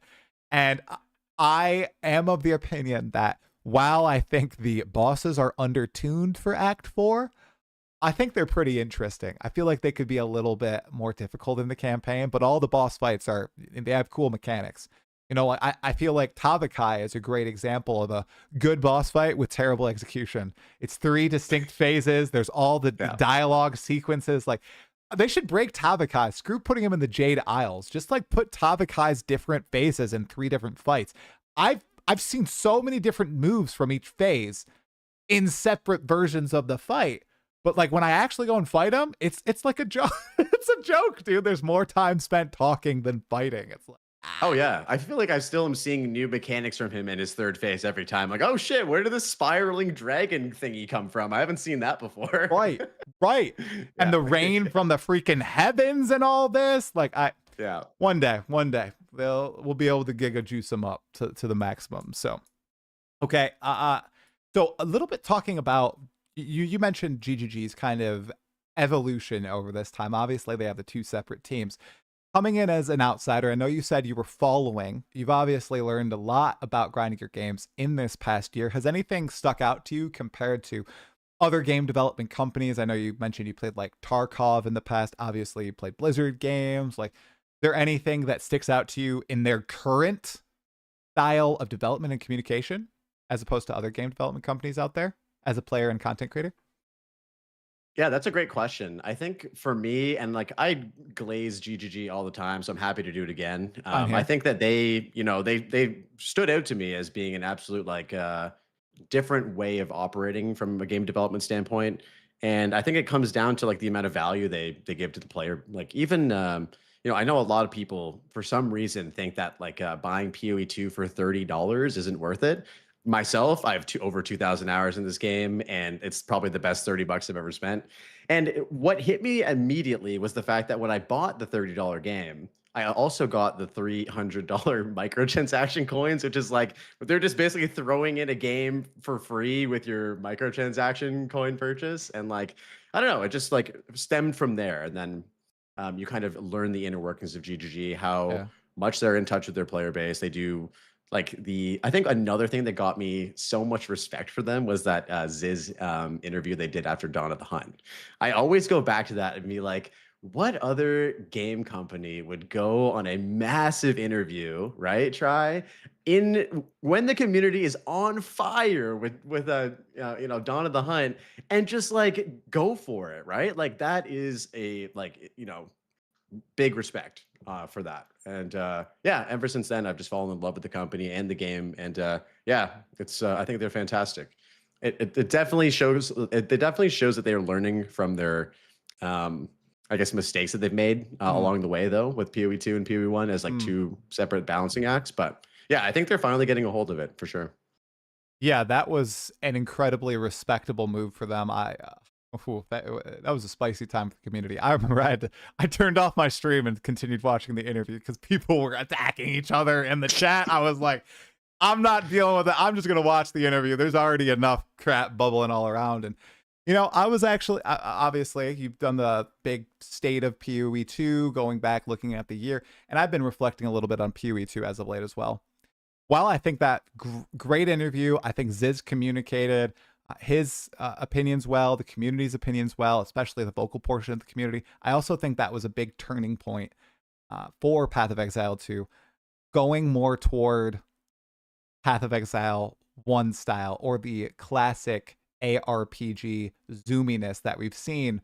Or I'd say just going back probably since like Diablo 3. I think that was probably the first one that kind of really started having the, all right, you're ripping through zones, you're blowing up monsters. And I think Path of Exile 1 perfected that, and now other ARPGs have kind of copied them. I think that was probably the moment when they really started shifting it and really listening to that portion of the player base. And I'm not going to say it's the minority or the majority. It's just a very loud portion of the player base. And I'm curious your perspective on this, Blaze. Mark especially has been it's so fascinating. He's been very keen to kind of leap into the line of fire, I feel like, in interviews with Ziz, with Ziggy and everything, and essentially be like, yeah, if this is bad, if anybody says this is bad, we're going to change it.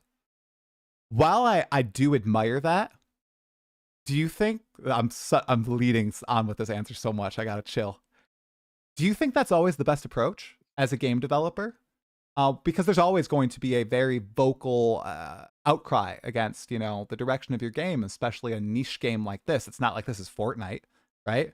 Where it's like, oh, mass appeal. What do you think about that? Does that put grinding your games in kind of a difficult scenario?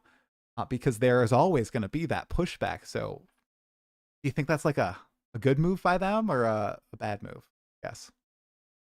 Okay, let's get into this. So I don't envy them at all because this is a very tough thing to balance. I mean, they have to sift through so much feedback. I mean, you and I are alone have made many, many videos about things we don't like about the game or things we like about the game. And that's just two people. Think about them from their perspective. They have thousands of people to listen to and sift through feedback.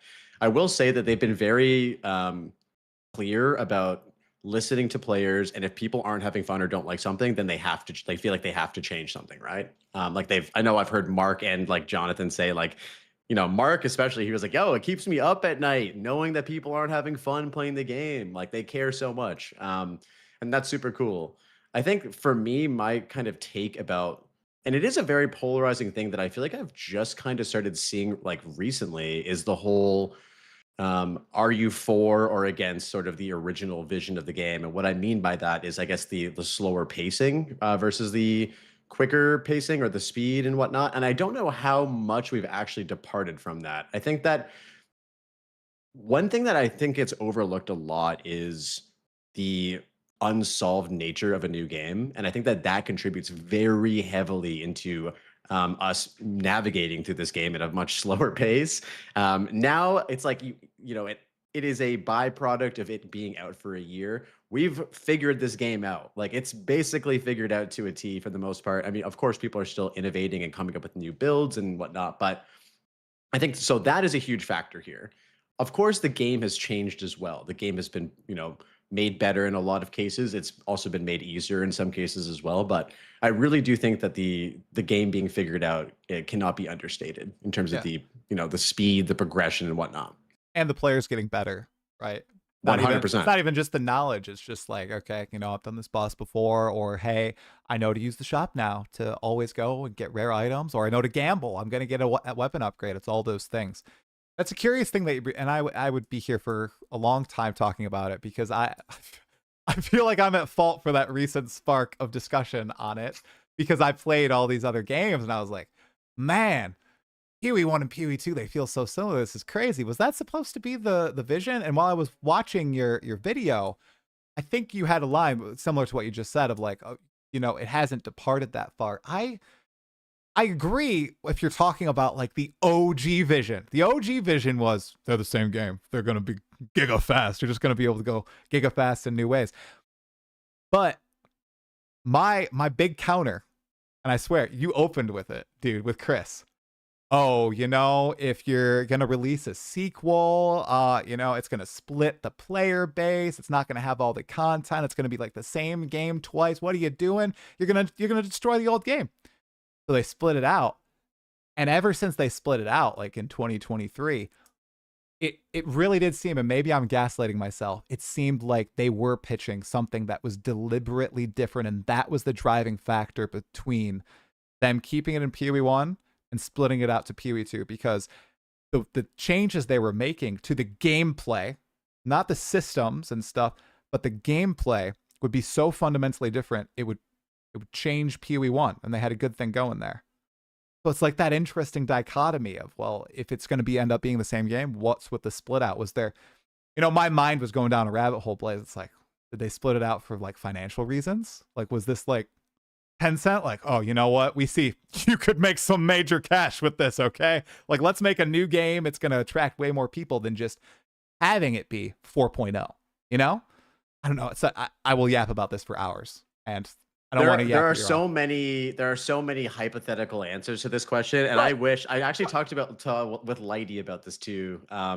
Where, you know, we both said we wish we could be flies on the wall during that boardroom meeting and actually hear exactly the reason. I mean, you listed off a few of those potential reasons, right? There could be obviously some sort of financial backing for that. There also could be, as you mentioned, like more of a focus on bringing more people into the, you know, the universe of Path of Exile. And I think it was incredibly successful for that reason. Like, you know, it was no secret that PoE 1 over the years has gotten very convoluted to the new player experience, and like very tough to kind of get into as a new player. And so like, you know, I think that PoE 2 absolutely solved that to some degree. I don't think it's like the new player onboarding experience is perfect at all, but it definitely has gotten a lot of new people into not only just ARPGs, but Path of Exile as well. Yeah. And a lot of these people, like they look at, I'm using anecdotes, but you know, it's on the Zoomer side. So my brother, he looks at me like I'm crazy when I say I want a slower game. I think it should be slower. He's like, leave the Zoom to me. Leave the cock to me.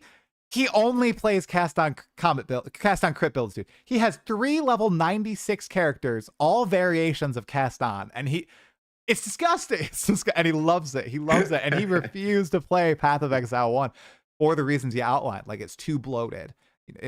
Poor onboarding. It's old, right?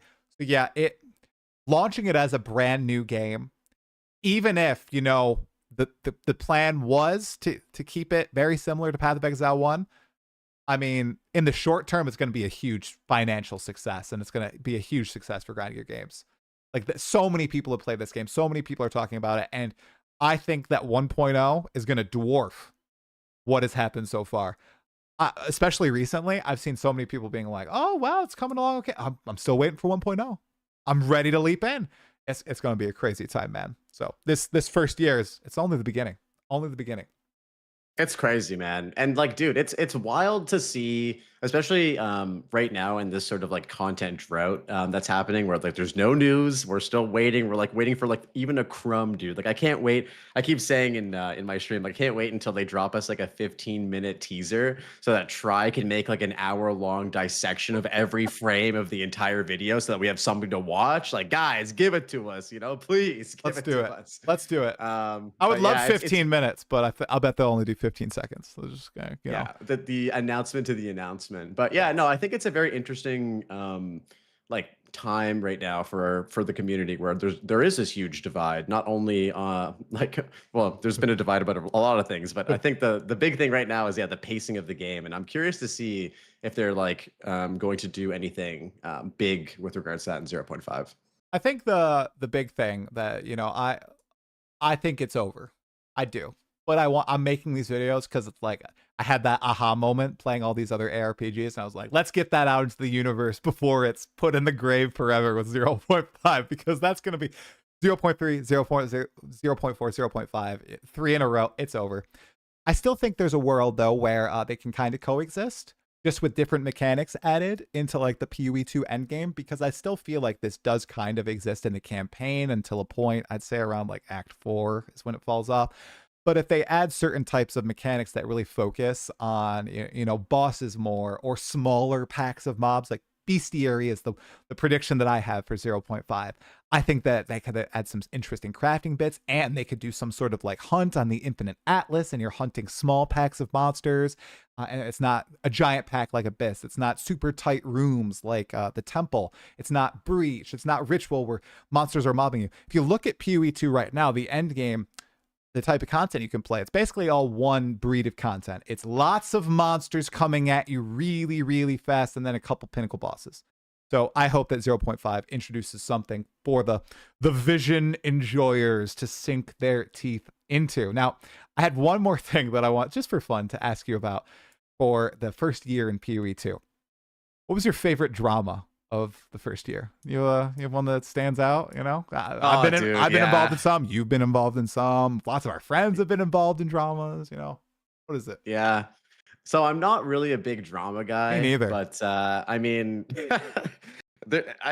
for some reason, I think the tourist shit is just so fucking funny, bro. I think that now that that's all over and said and done, and that we can all laugh about it, I think that is just the funniest thing. Like, it was an innocent crash out at the time. It ruffled a lot of feathers. But now that the dust has settled, like, I just love that was a part of the game's history, and I think it was just so funny, bro. It's legendary. Yeah, it's great. It's great, dude. Dude, I still remember, little inside baseball for everybody in the chat. I still remember it was like launch weekend, and I went to the water park, and I was sick, and I was sitting in the hotel room, and I'm like delirious, and I opened Discord, and everybody's like, Cal's like, I'm crashing out of these guys, and everybody's like, yeah, buddy, let's go. And then it's just the freaking firestorm. And everybody's like, holy crap, what is going on? But it's legendary. Cal has to do that on stage at ExileCon.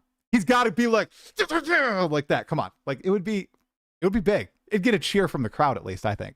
So 100%. I don't know. I just think that it just added to the those moments that, you know, remember those moments that, you know, oh shit, that actually happened. Like, and that was a long time ago now. Like, that was like, you know, almost a year ago. It was like 0.2, right? So, but yeah, that was my favorite drama. But yeah, did you have one that you were like, you know, look back on fondly, I guess? I don't know. Oh, my favorite drama is the 0.1, 0.2 campaign troubles people had.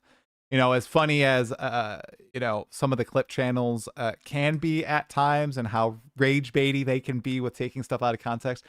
Actually seeing people just struggle to, you know, like dodge boss mechanics and bang their head against the same boss over and over, like a lot of PoE1 veterans who, you know, I like. It was just, I mean, it was absolutely peak. It was peak. So I love that. Yeah. There's a clip of Local dying to the monkey like 13 times or 15 times. And that has got to be one of the Local, if you're listening to this, I love you, buddy. That clip is incredible. So thank you for that. I loved that clip so much. And I think that was in like 0.3 too. So it's like you fought the monkey before. True. Yeah. For some reason I thought that was in 0.1, but yeah, you're probably right. That was 0.3. I think it was. He was playing Warrior, I think, for the first time, and he didn't know how any of that crap worked. So he was, you know, a little slower because of that init movement speed debuff. So yeah, okay. That was great. So moving away from Path of Exile 2 for a little bit, Blaze, you mentioned at the end of your big video that this basically also marked the 1-year anniversary of you making videos on YouTube and streaming on Twitch. So I'm curious. I've made so many mistakes doing this over the years. I've said so many dumb things, posted idiot videos, cat videos, okay videos, whatever. What do you, Like, if you could boil it down, what do you think you've learned over this first year? Like, what are some of your mistakes that you've learned from and like changed or improved your content from? I'd love to hear about that. Oh, that's such a good question. I think I don't necessarily look at any mistake as bigger than anything else. I mean, maybe I just haven't made a massive mistake. Hopefully, not going to do those anytime soon. But I did talk about my process and sort of something that I actually started doing right from the get-go, which was experimentation. Trying out a bunch of different things and seeing kind of what sticks. I always called it like fishing, where I just try like a different lure, throw it out there and see like how it felt to use that lure and like what kind of fish I would catch with it. And that's kind of been like my philosophy with regards to like my video stuff. Like I've always tried to make stuff that I like to enjoy myself. Like that's why I started the podcast. That's why I've done all of these different videos. I mean, every single type of video that I've done, Try, is something that I like consume on a regular basis, Exactly. whether it's like video essays. I love the retrospectives so much. So it was so fun to actually try and do one of those. Like, and so for me, the biggest lesson I've learned is to not be afraid to just try different shit all the time and see what you like. And I think it just makes you a better creative person if you can, yeah, just like experiment. I think it's wonderful. And a lot of people out there kind of find maybe something that works and they just go with it, which is amazing. But I do think that if you kind of pigeonhole yourself, especially early on, you may not have discovered that like particular thing that you really are drawn to. And so, yeah, I've just had a blast doing that. And I'm still going to do that probably for a while because there's so many other things that I want to try. And yeah, maybe something will stick out or maybe I'll just keep experimenting. We'll see. That's that's amazing advice, seriously, because I mean, you're speaking to me. I've done that with my main channel. I feel like I've pigeonholed like a little bit, you know. I mean, I've done a lot of different things, but it's like Path of Exile 2 pigeonhole, you know? That's what I feel like. Path of Exile 2 news, podcasts, state of, stuff like that, live streams. I to kind of accomplish what you're saying there, I made like a second channel, and that's been my outlet to just throw crap at the wall, see what sticks. I've got a video up about like the Bible. I have a No Rest for the Wicked highlights playthrough. I have, you know, a big video essay coming out tomorrow. We'll see how that goes. It like that has been really freeing for me. So I wish I had learned that lesson earlier on and maybe even just done that on the main channel. Cause like when you do find something that works, it's like frightening to throw something new onto the channel and almost like break the streak or potentially tarnish or ruin your channel. Like you mentioned at the beginning of the pod, when you threw out that retrospective, you put so much work into that. Like probably I'm just gonna guess maybe like 30 hours. I don't know. Like obviously all the knowledge has been building up for a long time, but then recording, editing, writing the script, rewriting the script, you know, doing all this stuff. It's a lot of time. And you literally have no idea if it'll just flop. Because YouTube sometimes does that. Like even if it is a excellent video. I've found excellent videos with 50 views, right? It happens. So it's all like a little scary. So I love that. Yeah. That's a great thing.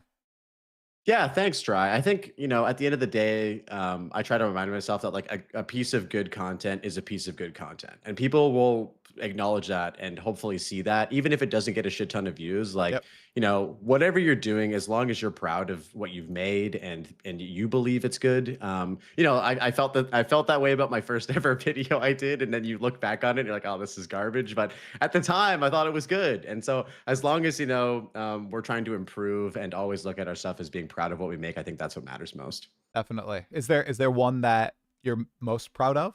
Like a favorite video or clip or like stream? Is it like the Arbiter kill out there? That's a good question. I have two things that I'm really excited about. And so the first one was my podcast episode with Darth Microtransaction. I've actually said this a couple times. I think I've told you this, and you were helpful in actually connecting us. So thank you for that. I talked about this, I think, on your previous podcast episode. So that's the favorite episode from that. I just walked away with that episode just with like such a, like a good feeling. I'm sure you've had that many times with your pod where you just step away from the conversation. You're like, wow, like I just feel like energized or whatever. And it was awesome. Like a high, Yeah. Yeah. Yeah. And then for content, like bigger videos, it's kind of tough. Like I think that my best work is probably my most recent video, but I actually really liked making the casino video too, which didn't like do that well. But I thought that that one, I learned a lot from that video. And I wonder, like, because it sort of has this sort of gambling undertone. It's about gambling, so it's not even a gambling undertone. It's like the whole thing is about gambling. Do you think that YouTube's algorithm actually doesn't push that out as much because it's like Dude. considered a like mature subject? Dude, it might. I think that's Yeah. very possible. Do you notice, Yeah. did you like study like the reach, like see any suppression obvious in the graphs? Like that'd be really curious actually. Because that was a Mm. dang good video. I remember that video very clearly. I Well, one thing that you learn, speaking about lessons, I think one thing that I've come to learn a lot about Yeah. over like the last year of content is like the patterns in terms of like what you should make and when, or like what works during what time. And I've had like the privilege to be able to talk to a lot of great people, yourself included, about just like, where we're at in terms of like the games that we're playing and what content works well for that time. Like Yeah. obviously, prior to a league launch, you want to see those league starter videos and maybe some like analysis on like the upcoming patch and stuff like that. And then those build guides in the first couple weeks. And then now where we're at, you can basically just do anything and people will react to it. And then other people will react to those reactions and everything. But yeah, so that's another big lesson that I've learned this year is like when to make stuff. And I think maybe that impacted the casino video. Yeah, definitely. I'm glad that this most recent one has seemed to pop and is climbing slowly, steadily. Hopefully it's like that Diablo, or no, the Path of Exile to 1,000 hours, going as a new player to PoE1. That one, I know that one climbed for literally months. And I think people probably still get pushed that. I think that's like a very evergreen video, which honestly, dude, is really hard to make on YouTube nowadays. You got to break through something crazy to have your video continuously pushed to the audience. So I think that speaks measures about how good that video was, especially to our little niche ARPG community. So yeah, what about you? Did you have anything over the last like year that you've kind of learned from, or any big lesson that you've sort of taken away from, everything? yeah, I think my number one current lesson is not reacting in the moment, not letting my emotions rule me, especially when it comes to either just responding to comments, which is unfortunate. Like it's kind of an unfortunate thing because I really do like interacting with people, being responsive, but I feel like sometimes that doesn't pan out for the best. You let yourself get rage baited. You got to check yourself and make sure that doesn't happen. It really gets to your mental quite a bit.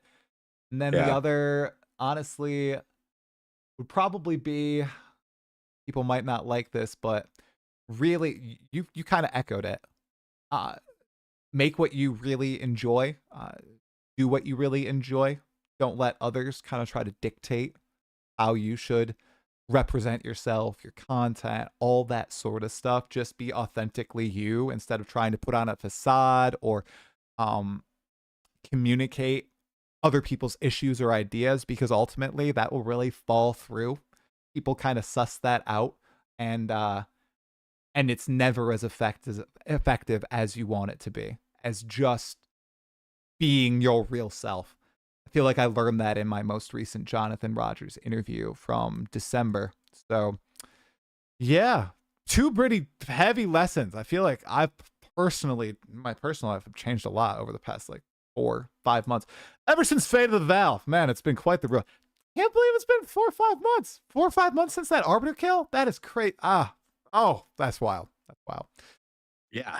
Yeah. Oh. I'm so happy they have that second channel, man. I remember when I had you last time on my podcast, we kind of talked about like, I asked you like, what do you love about your content? And I don't think you could give me like a clear answer on that. You were kind of like, or I remember asking you, what was your favorite piece of content that you made recently? Yep. And you were kind of like, I don't know. And Yeah. and now I see the second channel and you're uploading videos like daily. Yeah. And I'm like, oh, this guy clearly loves to just talk about whatever and make videos about it. Like, Literally. he's back to doing what he loves to do. I know. Like, that's awesome. Yeah, that pressure is kind of like almost lifted, or that mentality that I had. So it's been nice. It's been freeing. So it's been a really great time, and I'm really looking forward to the future there. So another thing that I'd love to hear about, because you've done this way more than I have, dude. I didn't look at the stream charts, but I bet you have 4 or 5x the hours on me. Streaming versus YouTube. There's like they obviously feed into each other and the communities intersect in some ways and they differ in others. So just your perspective on kind of growing that consistent audience on your streams and how that might differ from YouTube. Because I know your stream's been growing. Obviously, you play hardcore solo self-found. That's a tight-knit community. So anything that you've noticed over this year of consistently streaming and like streaming quite a bit? Yeah, so one piece of feedback that I've gotten a lot, and I feel super grateful to be able to even have this given to me, is from a lot of bigger creators that I've had on my own show, was to be consistent with streaming, but don't stream a lot. And so I stream more than you do, but I do have more free time, which is that's good for me and it works for me. But I think per month I stream 100 to like 110 hours, so that's like 3 days a week. And I think that's good for me to be able to do what I need to do and then Yeah. also focus on content. And it's funny, a lot of people have told me to like really focus on like the YouTube side of things more than streaming. And it feels more like work to do that because it requires a lot of like effort in a lot of cases. But streaming is very fun. I love I feel so like it's still crazy to me try to have people show up to my stream every day. Like Right. it's still, it feels amazing. So shout out to you guys, all the people, you guys know who you are, who like pull up to the stream every day, like chill and bring good vibes. That's awesome. It's super fun to do that. I think though, for me, like there's something really special about just like creating stuff, like as an artist, a creative, and that's where I really like thrive with the YouTube content. So Yeah. it fulfills like a social aspect with streaming, and then the creative aspect from video making as well. Oh, yeah.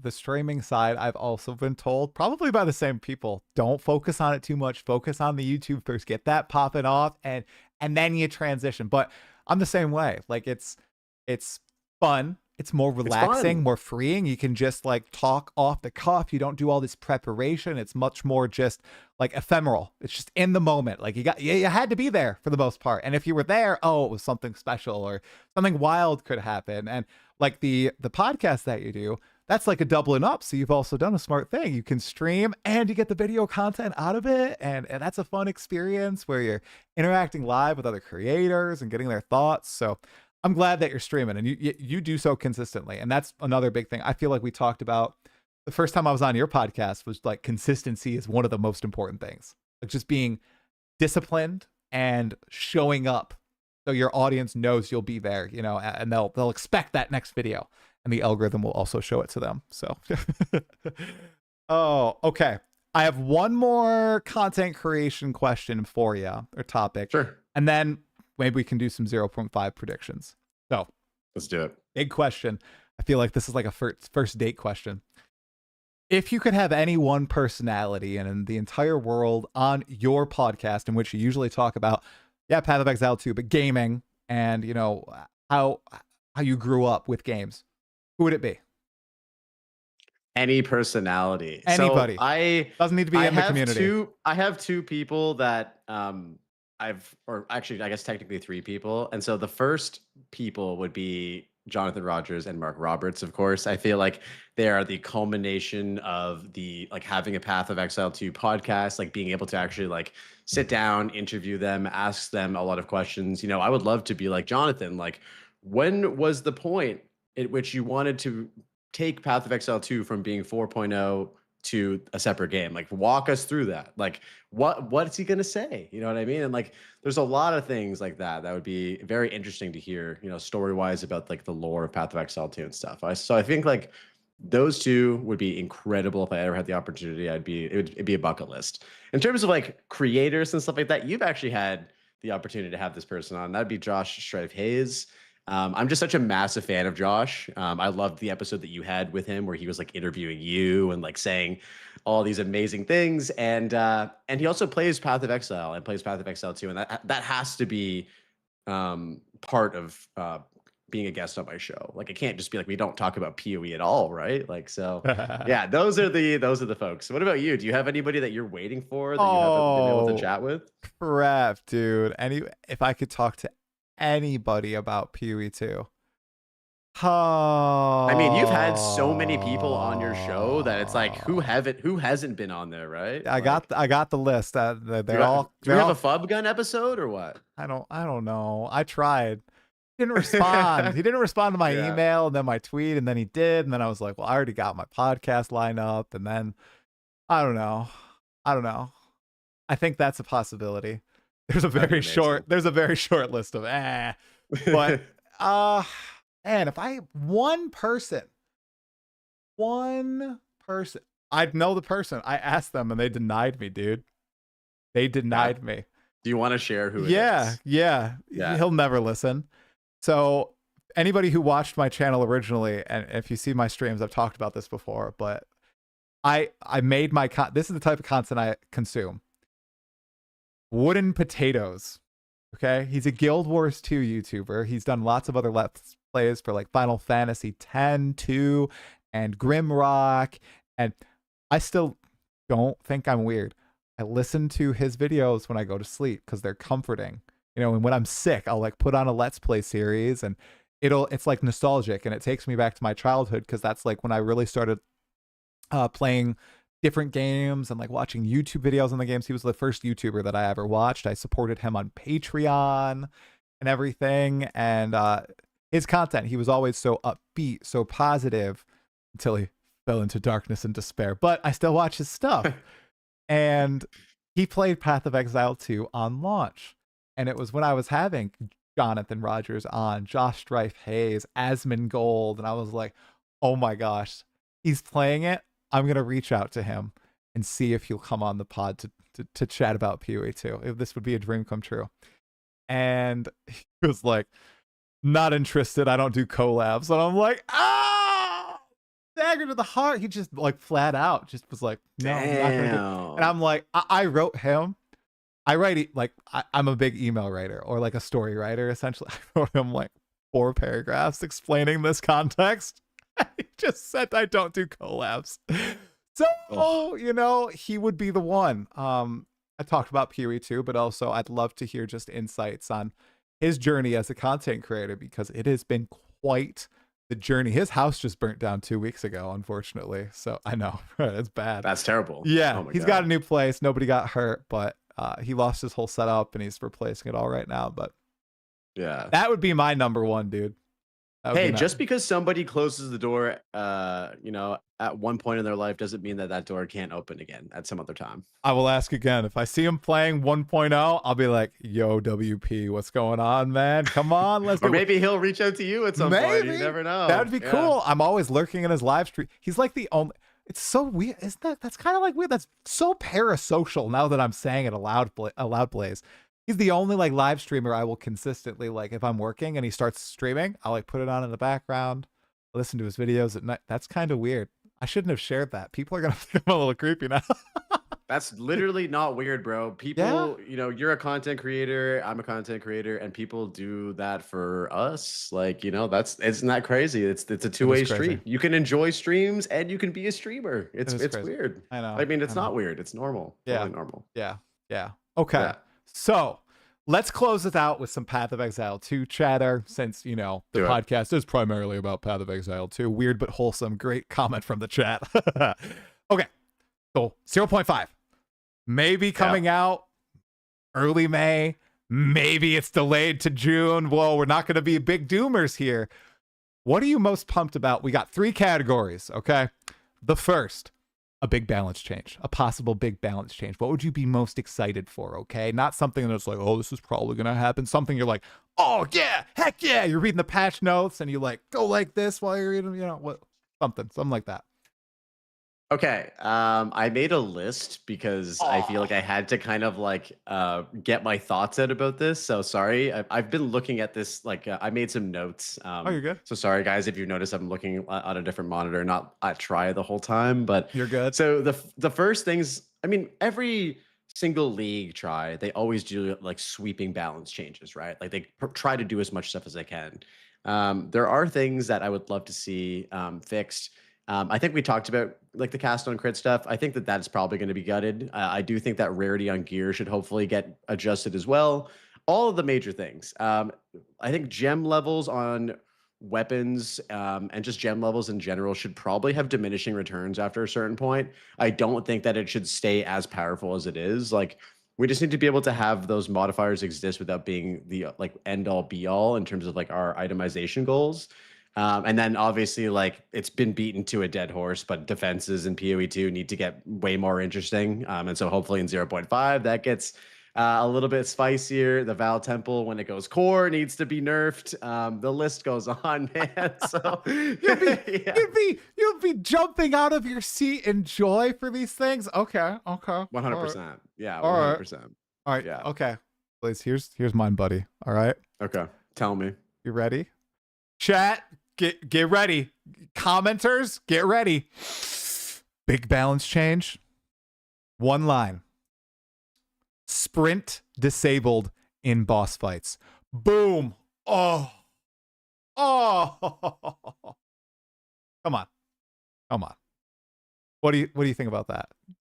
I love that. I think that that's something that should have been put in the game when they introduced sprint, but they may have just like missed it or something, because when they included sprint in the game, it completely trivialized so many badass boss fights. Like, how scary was that engineer in Act 2 when you got to her and you didn't have like movement speed and you had to like perfectly time your dodge roll to not get one shot? Like, that shit was so fun. And then, you know, there were ways to solve it, right? You put on shield charge and you shield charge around and you can move around and stuff. But yeah, I feel like that would be great. Is there anything else though for you? Like, I feel like that's something that's so easy. I don't know. That's not. I feel like that would be almost cataclysmic, man. I mean, I'm already looking at the chat and the people are not happy about it. But you're right. It trivializes so much because when they added sprint into the game, they didn't go back and rebalance some of these bosses. And what are they going to do? Make them even faster? Because then people who don't use sprint, they're going to be total and just use dodge. They're going to be like screwed. So I feel like that is a great middle ground. Just getting rid of that extra movement speed that you have in boss fights that obviously weren't designed with that in mind. The engineer is such a good example, bro. I mean, you actually had to perfectly dodge that frenzy phase. Yeah. Another thing that I think people would be like, you know, like, oh, I didn't even care because I just burst down bosses instantly. I don't even. All right. You know what? We need some serious boss buffs, especially in the campaign. I feel like even just the raw hit points need to be improved on bosses, and the way they can do this, I'm saying as not a game designer but as an armchair developer, there's so much swinginess depending on what weapon you get in the campaign and not enough deterministic power in the tree or in the gems that are dropping, that I think it's very hard for them to design something that is good for the average player because of that swinginess. There's no way you can like balance a boss fight to be challenging because someone could get this GG weapon that'll completely trivialize everything, and then somebody is stuck with just a basic but physical damage magic great club that does almost nothing, and that makes it so swingy. So I feel like there needs to be, like you said, the removal of so much power in the gear and a little bit more buffs to the tree and deterministic methods. So that'd be my other big one that I'd be so happy to see. To make those boss fights in the campaign a little bit more challenging again. So. Yeah, I mean, at the end of the day, if you want a challenge, you could always just play hardcore solo self-found, and then you can get exactly what you want. You can get meaningful, engaging combat. I'm gonna crash out. You can actually, you know, have slower progression. I feel like you might be slowly transitioning to this in HC SSF Giga Chad. You just don't know it yet. Okay, Blaze, I'm gonna try it this league. I'm gonna start hardcore solo self-found. Big announcement: 0.5 hardcore solo self-found. But the thing is, it's the huge thing is, I feel I don't want to have to play a challenge mode to have like challenge in the game, you know? Like, and that type of challenge, it's so tough for people are recently clowning on me for not having playtime in the game. That is a lot of time for me. Like, I play and I make content when I can. I got everything down to be so efficient, and that's literally as much as I can't play anymore. Like, I'm playing a lot pretty much, and hardcore, like you talked about, 250 hours and you lost a character. Dude, this is like the best way to get me out of playing Path of Exile 2. I'll dive 100 hours into my hardcore character, I'll crash out, I'll never play again. I'll be gone. No, don't crash out. It's like, that's, you know, you got to look at it this way. It's not the time you lost, it's the the good times you had with that character for that amount of time. It's never a loss, dude. If you think about playing, I'm trying not to be corny here, but if you think about playing video games as if you die, you're losing or wasting time, then it's not the way to like play for you. But if you can, and I think that's a big mindset about hardcore that people kind of think about as something as a deterrent, is that, oh, it's a waste of time. If I die, I lost all that time. But it's really not a waste, dude, if you're having fun. Yeah. And that's what it is. It's just fun. It's harder. That's my next evolution, bro. That's my next evolution, the mentality to become a hardcore streamer. So I am going to give it a go. We'll see how far I can make it. You're going to do hardcore solo self-bound. I wonder how the hardcore trade scene is in PoE 2. Have you tried it yet? I haven't, but I recently played a lot of PoE 1, and I did softcore. I'm speaking as a hardcore player here, and people were just like, making fun of me for days on stream. I played softcore trade in PoE 1, and it helped me actually really fall in love with the game and learn the game. But it actually might have made me like rediscover a new appreciation for trade, because they did such a damn good job with async, man. Like that's the reason why I swapped over to SSF in the first place, was because I just hated the website and the friction and like the messages and people not getting back to you and all this shit. And then async just solved all of that. So I don't know. I'm playing with the idea of maybe hardcore trade, but probably SSF. Okay. Yeah. Well, we'll have to see when 0.5 comes out. Okay. Yeah. What endgame change would you be most pumped for, dude? What do you think? Oh god, dude. I mean, like an Atlas tree revamp, like a new pinnacle, like something crazy. Is it bad to just reiterate what I said in the collab video and just bring up like Atlas search function, please? If I will say this right now, try. If nothing else in the Atlas or any in-game thing gets changed, but the Atlas gets a search function, I will be happy. I will play the shit at a 0.5. That's how much I want this. I get it. It is going to be an absolute game changer. What about you? I get it. I want to, about your Atlas search function. Do you think that's a symptom of a problem with the Infinite Atlas? Like if we need a Control F search function for it? Or do you think... mean, you could say the same thing about the passive tree, right? It's just like the passive tree had no search function for a very long time, and it still remained a passive tree and people engaged with it. It just got so much better with the search function. This one's infinite though. Like, and you can go in all these different directions, and with the passive tree, you can get it like on one screen. With this, dude, the dragging across the screen, like I'm a big advocate of, like, you played Last Epoch recently, right? For the first time? Yes. Okay. Yeah. Do you think, what do you think about GGG dunking on EHG and just making a better monolith system with the Infinite Atlas? Like, because the monolith, is it still in place or is that gone? Like, you clear like a set of islands essentially, and then you move to the next one, or timelines. Is that what they're called? I think in Last Epoch. Yeah. Timelines. I can't remember what the wording is, but I do really like the Last Epoch end game. I mean, I've been playing. I looked at when I bought the game. I bought the game in like 2020, so like 6 years ago. Wow. Okay. But I only have like 100 hours in the game, so I haven't played a lot of it. Yeah. But so you want them to just completely redo the Infinite Atlas? Is that what you're saying? Here's my big thing with the Infinite Atlas right now. Like, you want the search function, right? Because you get lost, you can't find the nodes that you like. Control F Citadel, Control F Confluence, right? Control F some unique map. Okay. Yes, right? Confluence all day. Hey, come on. I know. But the big thing is, it's just like, it's so messy. It's here we go. It's a slog to go through the Infinite Atlas. And I think most of it is because you have to like drag your screen. All the nodes kind of look samey at some point, even though they've tried to do some distinction. My vision is they have like continents or something. So it's randomly generated. You randomly generate like a screen of stuff. Okay. And you can clear that screen, and once you're done with it, you can kind of like either blow it up or move to another continent, and it like randomly generates another set of, end game maps or biomes, special things. Like, it's a little bit more procedurally generated and constrained as opposed to being infinite. But you can still, like, you will have choice, and they can iterate on this, but essentially it's it's kind of getting that PoE 1 feeling of it being on one screen and you being able to see everything kind of at once, while keeping the randomness, the wandering factor of the game.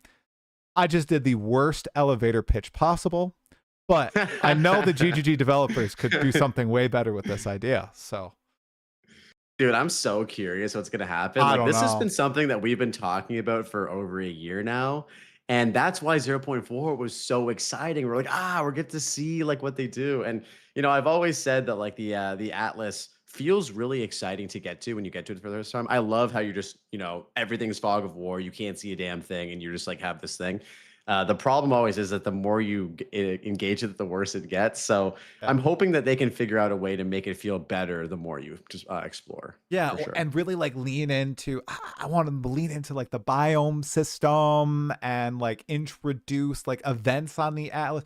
Like I feel like that, the thing like people, they turn it, the Atlas, the end game, it's like, I swear it's like ARPG brain, where they turn it into a farm and not necessarily an experience. And I feel like if GGG, what if they were trying to like design a dynamic world map, okay, where biomes could shift and change, and you have like the puddles that you have in PoE 1 now, like stuff like that is moving across the Atlas as you complete nodes and stuff, or like wandering bosses that you can like somehow try to chase and everything, like stuff like that, like imaginative stuff like that. Because right now, the Infinite Atlas, I feel like it's kind of just a gimmick, you know? Really turn it into like a living, breathing, randomly generated world. Maybe that's what it is, because they could double down on the Infinite Atlas, dude, and kind of do something like that, as opposed to just nixing it. Do you think they're going to nix the Infinite Atlas? Because I don't. We have to remember how the Infinite Atlas came to be. Like, you know, the endgame system that we have was very much so developed several months before early access dropped. Like I always thought that it was a placeholder to begin with. Like it felt very placeholdery. I'm very happy that we've had an endgame, and like it's so much better that to have something than nothing at all. But that's the way we got it, right? Was we got this Infinite Atlas. Jonathan literally said several months before early access release, and so you know what? Maybe they've over the last 8 months they've had time to just completely like do something totally new, and maybe that 8 months try is more time than they actually worked on the initial iteration of the Infinite Atlas at the beginning anyway. Like we don't know. It could go either way. That is right. That would be a mic drop moment, dude. That would be a Yeah. mic drop moment. You know, it's just, can you imagine they have the Infinite Atlas on screen and it just like blows up completely? And it's like, oh, dude. Oh man, I am so People would go nuts for that. I am Yeah. so anxious to see and excited to see what's going on. Okay, let's close it out. Let's close it out with, let's say we do get a weapon class combo. What do you want the most? Do you have one that sticks out? Yep. Any bladed weapon. Okay. Axes, swords, daggers. I think that anything melee that actually just changes up like the melee playstyle. We just need melee needs love in PoE 2 badly. I love the way that they approached melee with regards to like the talisman and like the wolf specifically. I think that feels really great. And so I'm hoping that whatever they do, if it's axes, swords, daggers, whatever it is, it feels as good or better than the wolf does. Yeah, I like the basic attack is actually kind of sick with the wolf. I feel Yeah. like that leaning into that would be smart for them with the future weapons, and even maybe going back to the past weapons and maybe spicing the basic attacks up a little bit. I wonder if that's like kind of the missing link for some of these things. Like the basic attack kind of just feels good, like you have kind of movement built into it for the wolf. It's like a combo and you can use it with different skills, whereas with the mace you're just bonking, you know? Almost Yeah, and I do antiquated. love Mace Strike. Don't get me wrong. I think Mace Strike Right. is probably my top 3 Mace skills in the game. But Well, maybe isn't the that top saying 1. something? Yeah, look at that. Jeez. All right, well, Yeah. dude, it's been awesome. I always like to ask, especially you, is there anything else that you wanted to chat about before we close out this episode of the pod? Oh, well, I did see that you mentioned that you didn't think that a class would be coming in 0.5. I didn't have a chance to watch your short, but I wanted to just hear sort of what your rationale is for why Yeah. you don't think a class is coming. Yeah, so my rationale is, the last time we spoke with the devs was 0.4, right? they did not sound confident in a class coming in 0.5. I think Ziggy asked about Duelist and Swords, and they're like, it'd be criminal if we went into full release with that. That's it. It wasn't like the Druid, where they're like, yeah, it's coming, or the Huntress, where it's like, yeah, literally just missed early access launch, right? They still seem a little wishy-washy on it, okay? I don't say this in the short because it's a short and I'm trying to communicate all the info, but that is the rationale behind it. Then let's go back a little bit, okay? They added a new class in 0.4.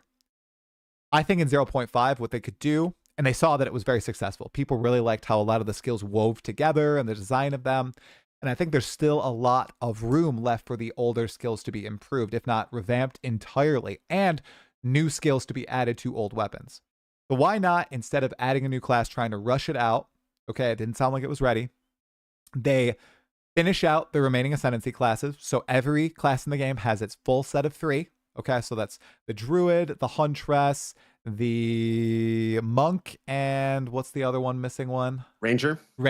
Okay. So that's 4 new Ascendancy classes. Okay, we know one's the Arcane Archer, that's the Ranger one, and the Wild Speaker, the Huntress. And then, in addition to that, you go back and you add new skills to old weapons, and you iterate on those. Make skills that people aren't playing, you can see which ones better. If the existing way they're implemented is not working, don't just do numerical tweaks, which is, they said they wouldn't do this in the past. Just go and completely redesign the skill. So I think that would be interesting and very possible, given what they've communicated before. Now, Druid, what did they say? 4 classes in 1 or something like that. And it was the hardest class. So maybe they've been busting butt the past 4 or 5 months, and they're going to get Duelist and Swords out, Axis Marauder. Could be totally wrong. Just yapping, just speculating. But that's my rationale behind it. Okay, I got you. Yeah, I can see why you think this way. My thought process is, so the end game reworks are very exciting for a specific type of player, like myself, like somebody who spends a lot of time in the end game, yourself as well. Like we're excited about that. Yeah. But what's the draw for 0.5 if you're not excited about the end game? And so, based on the patterns that they've had in the last couple patches, it was a new class in 0.2, a new class in 0.4. I mean, all things would point to a new class in 0.6, but I don't know if the end game reworks and a few ascendancies is enough to get people back to the game if they don't care about the end game that much. You know what I mean? So yeah. I'm just thinking out loud, but a new class is always a draw. Like, dude, how many people are like, I won't play the game until a sword is in the game. So many. Like they know that is and I pray that they don't wait to drop swords for 1.0 because that would be dirty. Like waiting to bring people back for 1.0 for swords. But I'm hoping that that's the case for 0.5. Yeah. Well, we should know pretty darn soon. I feel like this week we'll get the all right, announcement of the announcement. It's going to be April 20 something for the live stream, but we'll just have to see. It's Friday in New Zealand. Come on, GGG. We're waiting. Yeah. So, yeah. All right, man. Well, it has been a pleasure as always. Love having you on my pod, and I always love hopping on yours. I hope we both have a splendid 0.5, and I hope, the weather here continues to stay beautiful for these next few days. Thanks so much for hopping on, dude. Dude, it's been a pleasure. Thank you very much. And yeah, we'll be definitely having each other on our podcast, more episodes in the future, I hope. It's been a 100%. Great time. We need to get a real life pod going too. We need to make it happen. Yes. Maybe in the future. That'd be pretty fun. ExileCon. Let's do it. Let's do it. All right, I'll end with that. I'll just cut right there. So thanks, dude. Thanks, man. That was really great. Thank you for chatting. Yeah, dude, been a blast. I hope that you guys enjoyed the chat, and hopefully this helped fill some sort of void, until we get something. Stall. All right, man. Fun. What time is it? What time? Whoa! We just yapped. Look at us. We're master yappers, dude. Holy crap. Look at that. Oh, yeah. That was like an hour and a half, wasn't it? That's long. That was a longer chat than normal. I know. I try to cut them literally right below an hour because I swear there's a psychology in people that are like, oh, it's over an hour. I'm not going to click on the video. Something. But oh, I always do 2 hours. So this one felt short to me. It is. I know. You always do the 2 hours with everything. I tried to keep it under an hour to try to grab those TikTok brainers, We could have talked for. I feel like we could have talked for more, like way longer too. So well, maybe there'll be another impromptu chat, especially a freaking GGG delay into June. Which honestly, dude, that Schwan guy, he's the PoE DB guy. He has predicted crap like this in the past. So I'm like, I was saying, what if he has like sources at Tencent and Tencent knows it's going to be delayed? But I don't know. Let him cook. That would hurt. That would hurt, man.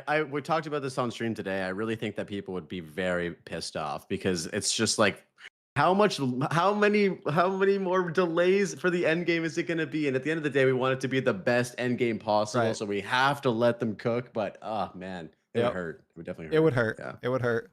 Especially for like DM who's struggling. But it's true. I go that he's like stalling. He's like, this is hell. What is going on?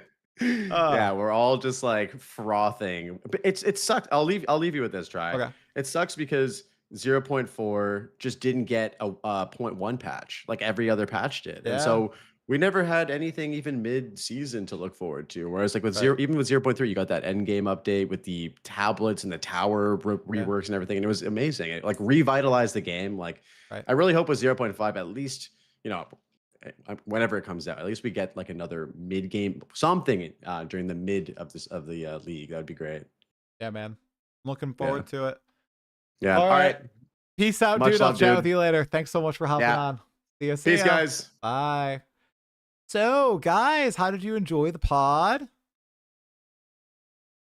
W L. You guys enjoy the pod? Thought that was great. That was a good talk. You know, we just slid right into it after some technical difficulties at the start, but it has been a little bit. W. Short but W. Moon Man. I should be trying Gauntlet. Bro, I can't do Gauntlet. I can't. Not, brother, no. Brother, no. I'm gonna not try Gauntlet. I'll log in to get my Gauntlet MTX, but that's it. Chatty but W. Hey, welcome to Talkative Try, Revan. You know me. Blaze had some W takes. 100% build not bought. We are Master Yappers Leaf. What pod? You're funny. You're very funny. Try, did you watch Read More Books video in Infinite Atlas? No. Who's Read More Books? Bro, just go casual, go very slow. Just give it a little hug. You don't have to play it forever. Yeah. That was the shortest pod ever. Read More Books video on the Infinite Atlas. What is this? Read More Books. Read More, but 200 some subs? Read More Books? No, that can't be it. No, he has videos about the Skyrim Dark Lady. Infinite Atlas. Read More Books, Infinite Atlas. I don't see this video. Welcome to the greatest of arenas, duelist. Oh. God is watching. God is watching. God is always watching. Blaze, thanks for the raid, brother. Hope you guys enjoyed that, you guys. Welcome in, everybody, from Blaze's chat. That's the channel name. Read More Books. Infinite Atlas. I'm searching for this exactly. It's literally not showing up on my YouTube. It's a good one. Saw DM react to it. Oh. Okay. So if I look up DM clips and I go to, oh, there it is. There it is. GGG doesn't have time to fix PoE's endgame. Okay. They link it. Links it. Good morning. Hi. Good morning. Has not been out long enough. I like to wait. I ask people to wait a week to react to my videos. This has only been out for 6 days.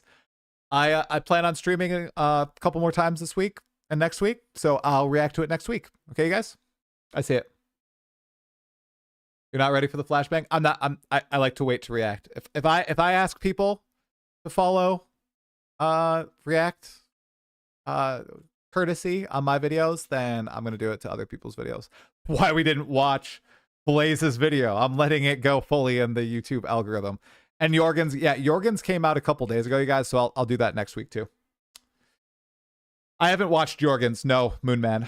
I only saw people talking about it in Discord. That is it. Jorgen is like sick, so we were going to do a pod this week, but he has the flu. So maybe next week. Yeah, I think I'd try to get Jorgen on next week to chat about it. I'll make sure I watch his video before I get the chat on. Yeah, he had the flu. Like, he said he was like super sick. 6 days is one day more than a business week. I give it a week. I asked people to wait 7 days, because if you, it's not watching on stream that I care about at all. It's like posting the video of the react within those like several days of your video's runtime. It will hurt your video. It'll like stymie it. There's been a bunch of discussion about this, a lot with like Josh Strife Hayes doing it. And I asked people to do that. So I'm going to reciprocate. Not gonna break my own stuff. What is my theory behind 0.5 delay? My theory is Diablo 4 expansion releases April 28th. They might just not be ready. They might have some stuff that they just want to finalize. And they're pushing to June. I think the Xuan Sing theory, the PoE2 DB guy, also makes kind of sense. That maybe they don't want to try to shove in 3 more content updates if 1.0 comes out in December and it's going to be Giga. Yeah, I'm just joking. I was hoping you two would discuss that video in your chat about the Alice. Oh, so sorry, no. Oh, big stretch. Oh, okay. Big stretch. Yeah, I haven't seen that video. React into chat would be cool. Yeah, so maybe I'll do that with the Jorgen video. Oh, it's already delayed. It has. I mishydrate. Well, look at this. Look at this. Just had 1 drop of water. No, it hasn't been confirmed to be delayed, Division PT. There's speculation. There's speculation about a delay. There's speculation. No confirmation.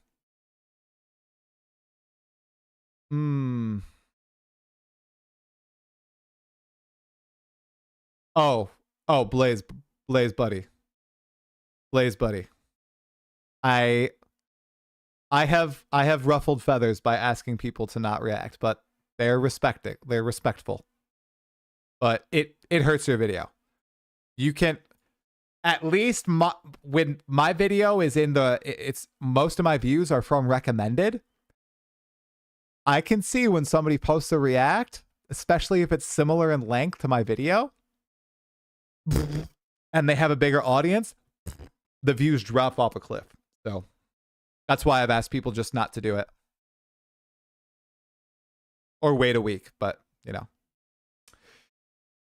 That's why I'm not watching a video, Blaze. I'm gonna wait. I want it to pop as much as possible. That's why I waited so long to react to Scorpius's too. Your mom's brother's coworker told me it would be delayed. Well, there you go. I do think it will be May 8th. I don't think there's going to be a delay. Okay. Yeah. Yeah, but if Asmongold is reacting to my video, that's different than if a Path of Exile creator is reacting to my video. Because odds are people who would watch the react of the video the first time, they would probably eventually see the video and it might entice them, you know? So I think it's a little different if it's like a variety streamer reacts to your video or something, as opposed to someone who's already within your niche. DH2284 didn't hear my answer to what? Let me see. Oh, the theory behind the delay. D4 expansion is April 28th. Maybe they don't want to compete. Maybe they just need a little bit more time to cook. And maybe it's going to be 0.5 in June into 1.0 in December. That's kind of the theory behind it, DH. Sorry about the ads. I do the minimum amount of ads required on Twitch to keep my partnership. You are to him what Asmongold is to your brother in terms of audience size? No, but Blaze's video is like already popping off. Like, it's getting recommended a ton. I got recommended Blaze's video on my personal YouTube account.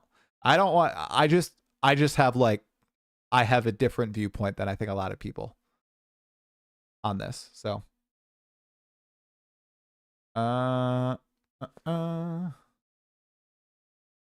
okay.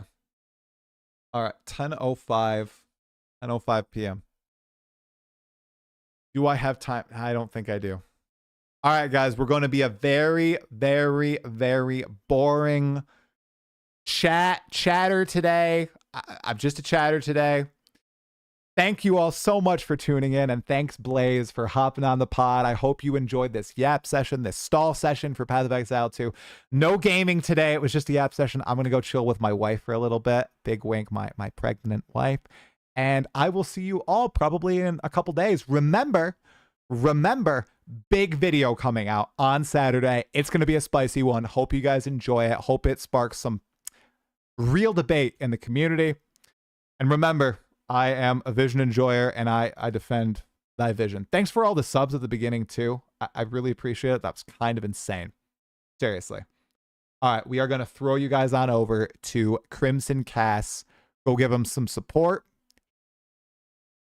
He deserves it.